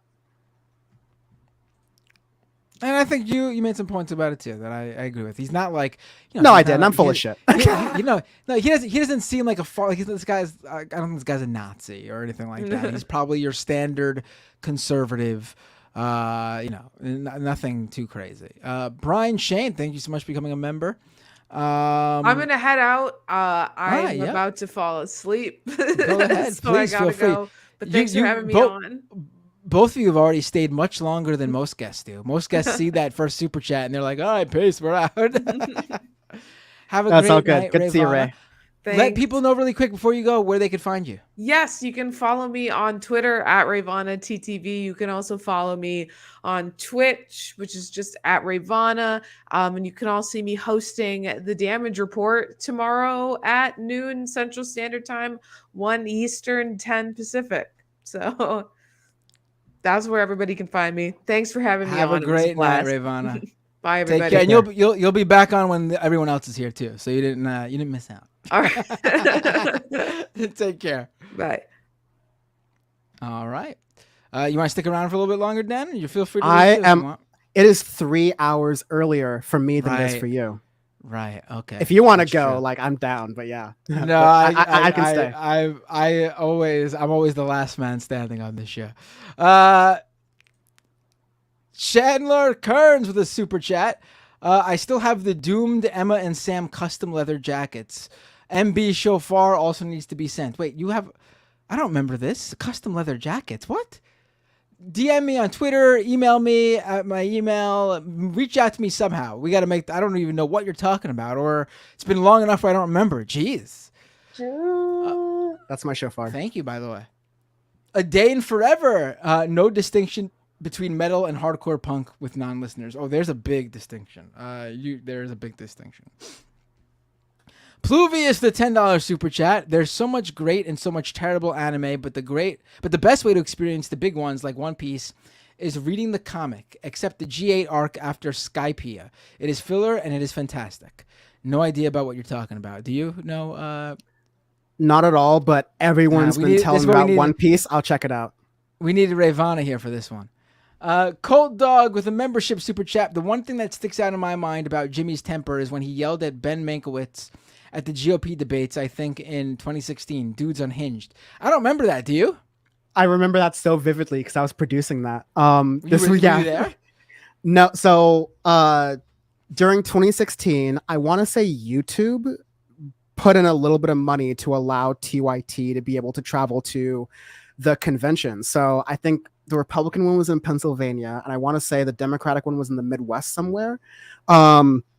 But yeah, there was a lot of stuff going wrong with the Pennsylvania one. There was, I think like a storm or something that happened to hit Pennsylvania. So people were worried about like the tent, like getting rained on, all the equipment and shit. But what you're talking about specifically there with that super chat was, not the incident where Alex Jones stormed onto TYT's set and started doing stuff. And then Jimmy Dore did a spit take on Alex Jones, which I thought was just like, okay, we still employ him. That's fine. But yeah, Jimmy Dore and Ben Mankiewicz got into a fight. I can't for the life of me remember the exact context of it, but you know, Jimmy Dore in his usual Jimmy Dore way, like he got really loud and boisterous and feeling himself and feeling like he was talking on something he didn't really know. And I just remember the line of Ben Mankiewicz changing his tone and getting in his face going, "Don't talk to me like that. Don't talk to me like that fucking ever." And there's just like a long silence, and Anna's just like, "Let's go to break." And I'm on the phone going, "Yeah, let's go to break." Jeez. Yeah, Jimmy was I snapped on Jimmy Dore. Like Jimmy brought out the worst in a lot of people there. And again, that's just that kind of person. So that's all I have to say on that. But yes, I remember that. I'm glad y'all have good memories. Let's go to the next super chat. M. Maximus with the super chat. Cheers from an old school Gen X lean lefty person. Cheers. M. Maximus. T-Types with a $10 super chat. During my son's gym class, a kid said to everyone, wanted to know the best way to get your teacher's attention, and then did a fascist salute. Jeez. Does this sound like normalization of fascist ideas with jokes? I mean, how old is the kid? I mean, listen, I think there obviously is an age where those sort of things are just jokes, but that's also how it starts, right? Like, they become just jokes and then they get normalized and then they actually aren't jokes anymore. It really depends what happened there. Yeah. Yeah. I think age is a factor, and yeah, like I was just on Pod Yourself the Wire with Vince Mancini and Matt Lieb. It's like a Wire rewatch podcast, and we were talking about not to spoil, but watch The Wire. We were talking about a season that's focused on the education system, and it profiles an inner city, like urban, kind of rough middle school. And you see these kids like, acting like adults. They're swearing left and right. They're minor spoiler, one kid gets stabbed and like shanked like across the face, like it's real bloody and kind of like gruesome. Like it's real shit there. So like kids are, especially middle schoolers, like are real, like I said it on a podcast, our real troops are middle school teachers. Like that is, elementary school is one thing, high school is another thing, but middle school is that period, right? And that is all to say, middle schoolers love being edgelords, like just inherently. And I think American middle schoolers, like in Germany, like no age is that going to fly, right? Like there's a certain cultural history in certain places where like doing stuff like that, even for attention, is like we knock that out really quickly. But I'll say that, yeah, I saw when I was a kid, a lot of people, I know they didn't mean it, but they got that influence from somewhere. They were doing things that were like, oh, they're making like light racist jokes because they saw a Dave Chappelle show at one point and they didn't know they were like too white to be making those jokes, right? Or like they, make some off-color jokes or remarks. Most people grow out of that, or at least my age, they grew out of that by the time we went to high school or college, just by being socialized around people who won't go for that stuff. But I definitely worry in this time period with, not to sound old, but like with the impressionability that like kids usually have, combined with the lack of filters around TikTok and social media and everything in general. Like at least when I was younger, there was a sort of thing of like, okay, this is TV, and now you turn it off, and now you go outside and play around and realize that that's not the real world. But I think a lot of people are, especially after COVID, interacting through so much of the real world through the internet. There's not really a blend anymore. And so I do know a couple kids who never outgrew that like edgelord fash phase, and now they're like full on. They would consider Matt Walsh too moderate. I'm like not joking. I've like had conversations with these people. And it's been really scary to be like, oh, like I went over your house and your parents seemed to be fine with me, but now it seems like you're talking about like by being half black, I'm now responsible for like all the crime in the country. Like, because they do, yeah. So like, it gets weird. I'd say in younger ages in America or so, don't worry about it, but keep an eye on it. And if it keeps happening, if it keeps escalating, you got to stop that, because this is a country with guns and fascism. So we got to chill on that. Absolutely. Oh, jeez. Laverne Cox with a $100 super chat. Is that really Laverne Cox? That is really Laverne Cox. Yes. Holy shit! Big fan. Love what you do. Yes, I am as well. It was awesome enough when she became a member of the YouTube channel.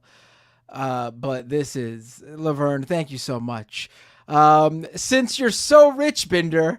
Solidarity with workers everywhere. Union labor. Work, Dan and Ray. Oh, Ray Votto, we missed it.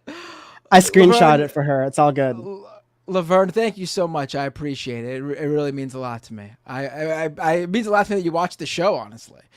One of my heroes, truly. And I've seen you in YouTube comments, too. She loves, like, the lefty YouTube space. So I love that. Yeah, thank you for all the representation, all the existence that you do, and thanks for supporting this little niche community. Dan put it better than I could have, and you gave me the money. No, but I really appreciate YouTube.com/DanFamiliarNetLover. Brian Shane with I almost feel bad at going past. Like I feel like we need to talk more about this to give her the $100 worth. Brian Shane with a super chat. Shameless plug. A friend of mine, Cosmopolitics needs love, as does Forrest Miller's movie night extravaganza. That's all LOL. Cosmopolitics and Forrest Miller, I've been on movie night extravaganza with both of them. I was invited. Yeah. We did a Night of the Living Dead episode, if I remember. No, we didn't. I don't remember what we watched. Did we do Night of the Living Dead? I don't remember what we watched, actually. But yeah, they're great. We got to get them on this show. Yeah, they are Power Report regulars. They've been on the past couple Power Report episodes. Let's hook it up. They're great people. If I knew I'd be down so many hosts today, I probably would have invited one or two more people, and Cosmopolitics would have definitely been one of the people in my mind to have invited on. We'll definitely make it happen. Yeah, they're wonderful people. And Forrest Miller, he's a little bit, not braggadocious about this, but he used to be an editor for Michael Brooks. So like, he's a really passionate guy. He knows his shit. Both of them really great people. Definitely check them out. Absolutely. YouTube.com/movie night extravaganza, I want to say. Just the good thing about their YouTube, their show name is that I bet if you type in Movie Night Extravaganza just in YouTube search, it probably will be the channel that comes right up. Yeah. Can't say the same about Doomed, unfortunately. No, yeah, it's a good name, but SEO wise, I actually regret naming the show Doomed. I've told people this before, but it's so. What I'll probably end up doing is there'll be a rebrand, but the Tuesday night stream will still be called Doomed. It'll be like the Doomed live stream under the insert name here network. The Matt Bender Show presents Doomed. No, it won't be. I wouldn't use my name. See, yeah, what I did one of those? Are you one of those people who can like with a straight face go, "Hi, welcome to the Dan from the Internet show"? Like I didn't want to, but I did. What I did do though for SEO purposes, I did have this in mind. The show's name is officially, if you search for it on Apple Podcasts or whatever, the show is officially called Doomed with Matt Binder. It's not just called Doomed. Yeah, no, I did the same thing with Power Report. I ended up having to put Power Report with Dan from the Internet, even though I wanted to be a panel show that grew past me. But I was like, fucking SEO. So yeah, whatever. I hear you. Narrator with a super chat. For context, average UAW salaries are $29,000 to $49,000. Jeez, these were once safely middle class jobs. I mean, back when they were safely middle class jobs, they were probably making $29,000 to $49,000. Yeah, like those numbers have just not been adjusted for inflation ever. Yeah, right. Alan Hill with a membership super chat. I feel like anti-welfare is pretty standard conservatism. He might not be a Nazi, but he's definitely a Trump supporter. Oh yeah, I said that. You know what? I might have seen your super chat and reading it in my head, and I just like was thinking the same thing and said it. Because that's almost word for word, but I'm pretty sure you sent this before I said it. Dilio Pardixel's Wondrous Musings. My God, I'm sorry. I don't even know how to say that. First, you need to sleep. Second, upset that Total Spies won't have an original VA because producers refuse to pay union rates. Go unions. We need Whoop's finest. What's Totally Spies? I don't even know. Totally Spies, I want to say, was a Cartoon Network show. Like, it was a cartoon, I want to say. I never watched it, but it looked really cool. But won't have original VAs at voice actors, I assume, because producers refuse to pay union rates. Makes sense. Yeah, I'm in full solidarity with that. The wasting times of the super chat. I heard Oliver Anthony on the radio at the dentist. You did? Jeez. Hygienist naively humming along to lyrics whining about people paying for welfare cookies. Pernicious. Ew, jeez. Brian Shane with a $10 super chat. The best thing about being half Slavic and growing up Jewish in the South, getting the plastic shofars because we couldn't vibrate our lips to make a real one make sounds. LMFAO. Pluvius with a super chat. Oliver was astroturfed because he's probably a head empty populist, which usually breaks right. But when he didn't say what they wanted, they dumped him. That's probably part of it. I don't think he's like, I don't think he's a full on, part of the crew, like in with all the right wing personalities type guy. He's probably just like a standard rank and file type conservative in terms of his beliefs. Yeah, like I think he's just sort of attained politics the way like most folks on the street do, which is through osmosis in America, which tends to lean pretty conservative and tends to lean pretty problematic. So, I mean, I'm not saying or promising that he has some like come to Marx or Engels moment and he like starts to see the light of progressivism or socialism or any kind of way. But I'm saying like he's not like the same way I treated Jordan Peterson or Ben Shapiro, who are like particularly political actors who know what they're doing and use their platforms purposely to mislead. I think they're different people, but yeah, I will still concede that Oliver Anthony may be a little more knowingly conservative than I might be giving credit for. Narrator with a super chat. The One Piece is real and it's a union label. Is that it? I don't even know what you're talking I want to say it's a double entendre, but we'll go. Yeah, it sounds like it. The Jack. I was into Dragon Ball until I seen the Mr. Popo character. Who's sounds like a fed. Sounds like it's gonna be like a. Yeah, that's what I expected. Oh, that dear Lord, that blackface looking character. Yeah. I will say, this is a Japanese anime, and it is possible that and it also was made who knows when, but when was this guy made? 1988. There's not the cultural minstrel shows and things like that, and blackface is not a Japanese cultural thing. It's similar thing with Walter Pete in Switzerland. Yeah, so yeah. Yes. And it's one thing to say like I haven't seen Mr. Popo in who knows how long. Do they still use him? Looks like they do, I guess. But I mean, listen, it's one of those things where I think you have to understand that you don't have to like it. And you could have these feelings, but it doesn't mean the same thing where they are from. Although I'd give them more of a pass if they had dropped the character in more recent times, I guess. But yeah.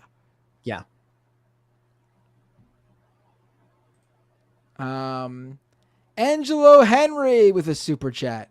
Appreciate the Matt Jardy Report episode today. I appreciate you for saying that. Also, shout out Brendan. Brendan is he the only one who hasn't gotten sick? Yeah. Holding it down. Right. He apparently he told me this might have been on the stream actually, I don't remember. But he was not there for the 2 days where apparently the entire show got sick. So that's how he just missed. Designated survivor. Yeah. Bay Photo, UAW strike is on. Walkouts at 3 plants will begin. Awesome. We spoke about it. This probably came out before, right? T-Types. How about Bindernomics? But Doomed isn't about that, if that's what you're talking about. First of all, I think I love the name Scam Economy. I don't have the same feelings about Scam Economy that I do Doomed. Scam Economy, first of all, I was shocked when I found out that Scam Economy was also not taken as a show name. And also the scameconomy.com domain name was available. I nearly fainted. I was like, holy shit. And it was easy. It was easiest $12 you've ever spent. Didn't even have to think it over. Because if you look online, things have been called the scam economy. Like, it's not an original name I came up with. It's an actual phrase people have used. It's like finding out that shockdoctrine.com hasn't been taken yet. Like it's huge. It's like, oh, it's a thing people say. It's a great name for a show.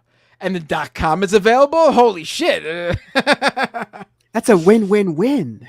Right. Gulf Coast Grit. We need an evil Mickey Mouse pro-union PSA. All right. Listen up, GM. You better give those workers exactly what they want. Oh, I lost it for a second. It's because it's late. I'm actually losing my voice, my normal voice a little bit. But Give Much those love to Matt, your workers trooper. exactly what they want, GM, or you're gonna get it. You're gonna get it. You don't want to see what Goofy's got. Goofy keeps the 9. Goofy can stay strapped, homies. You better watch out.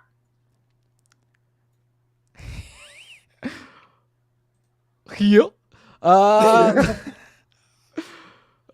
Daredevil with the final super chat I see in here.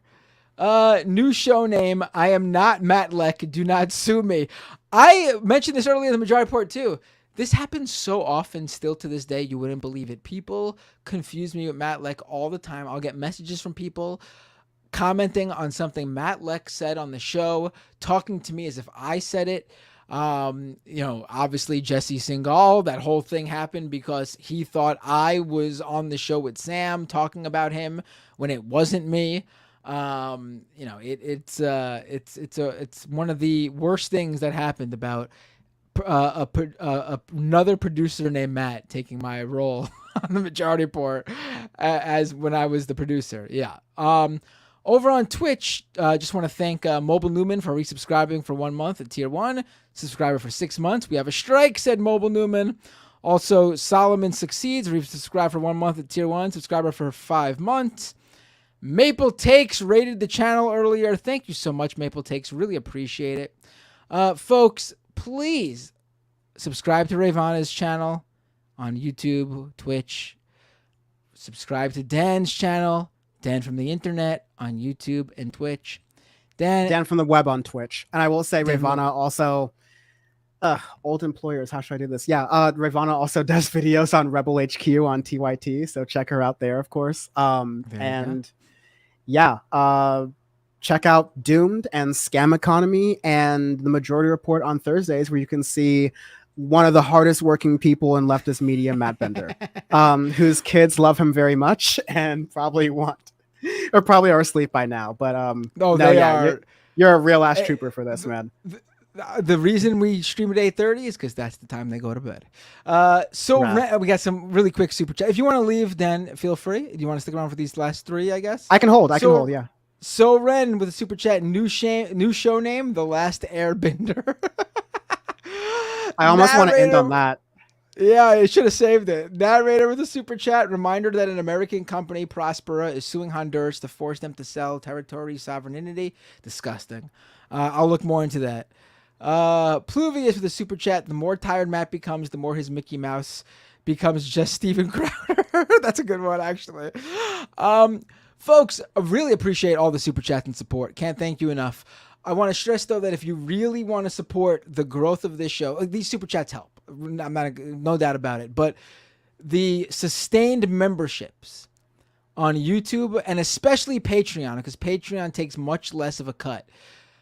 If you want to help me grow my show, and I'm serious about hiring an editor, that's something I'm going to have to do so I can grow the show, because I can't, like we talked on the show, it's hard to listen to yourself and also find the time to cut the stuff you've already seen once, twice, 3 times already. Also, I want to create more videos, and it'd be great to actually be able to film the videos and then shoot it over to an editor to edit, and I'd be able to create a lot more stuff, if I could do that. Behind all your favorite YouTube commentators, sorry to cut you off, but just saying, behind all your favorite YouTube commentators is a phenomenal editor. So, even the ones who aren't, but to make them even better, head on over to the link that Matt Bender is about to tell you about. Patreon.com/Matt Bender. Thank you, Dan, for the amazing setup. That was great. Really appreciate that. All right, folks. Who should I rate on Twitch? Do you got any suggestions, Dan? Who's on right now? Let me check really fast. I usually check out $27 streams a lot. They're really good. Right now. Darn it. I see Hassan's on right now, but it would be an absolute waste to rate to him because he won't even notice the little blip I'm about to send him. He's got 20,000 people watching him right now. I have a friend, but it's kind of random. She's been a guest on PowerPort before. But she's Let's do it. No, I love to help smaller streamers. Unless you're about to tell me someone with 10,000 followers right now. No. So her name's Hi Maha. She's a lefty, but also Hi, High. and then Maha, M-A-H-A. M-A-H-A. Cool, let's do Yes. it, because she's about to get probably not exactly 90, but close to 90 viewers in the Twitch chat right now. So let's. I always love one of my favorite things, actually, and I say this on the show a lot. I love to find a streamer who doesn't have a lot of people watching at the moment, and then just when I have a lot, just blast them with it, because their reaction is always great on the stream. I like to watch the reaction. They're like, "Oh my god!" These are two of my friends who have been on Power Report before. They're really knowledgeable whenever I want to talk about weed policy or cannabis or like who's really about that. Also, just wonderful people. Check out Hi Maha's Twitch channel. So yes, I'd love to hear it. All right, folks. Dan, really, thank you and Ravana so much, especially both of you for sticking around as long as you did. You will definitely be back on Leftist Mafia. I just did a 4-hour show with you and Ravana without any other Leftist Mafia and the Majority Report. Right, and the Majority Report, and my day job. So, folks, I will see you all next week on Leftist Mafia. My stream on Tuesdays, Doomed. Have a great night. And let me do that raid before I forget. Don't want to lose them here. All Love right, y'all. Thanks for watching. Take care.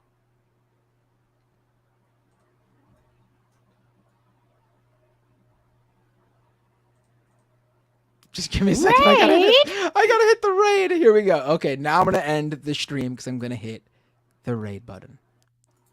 Sweet. I'm gonna head out of the studio. Peace, Matt. Have a good night.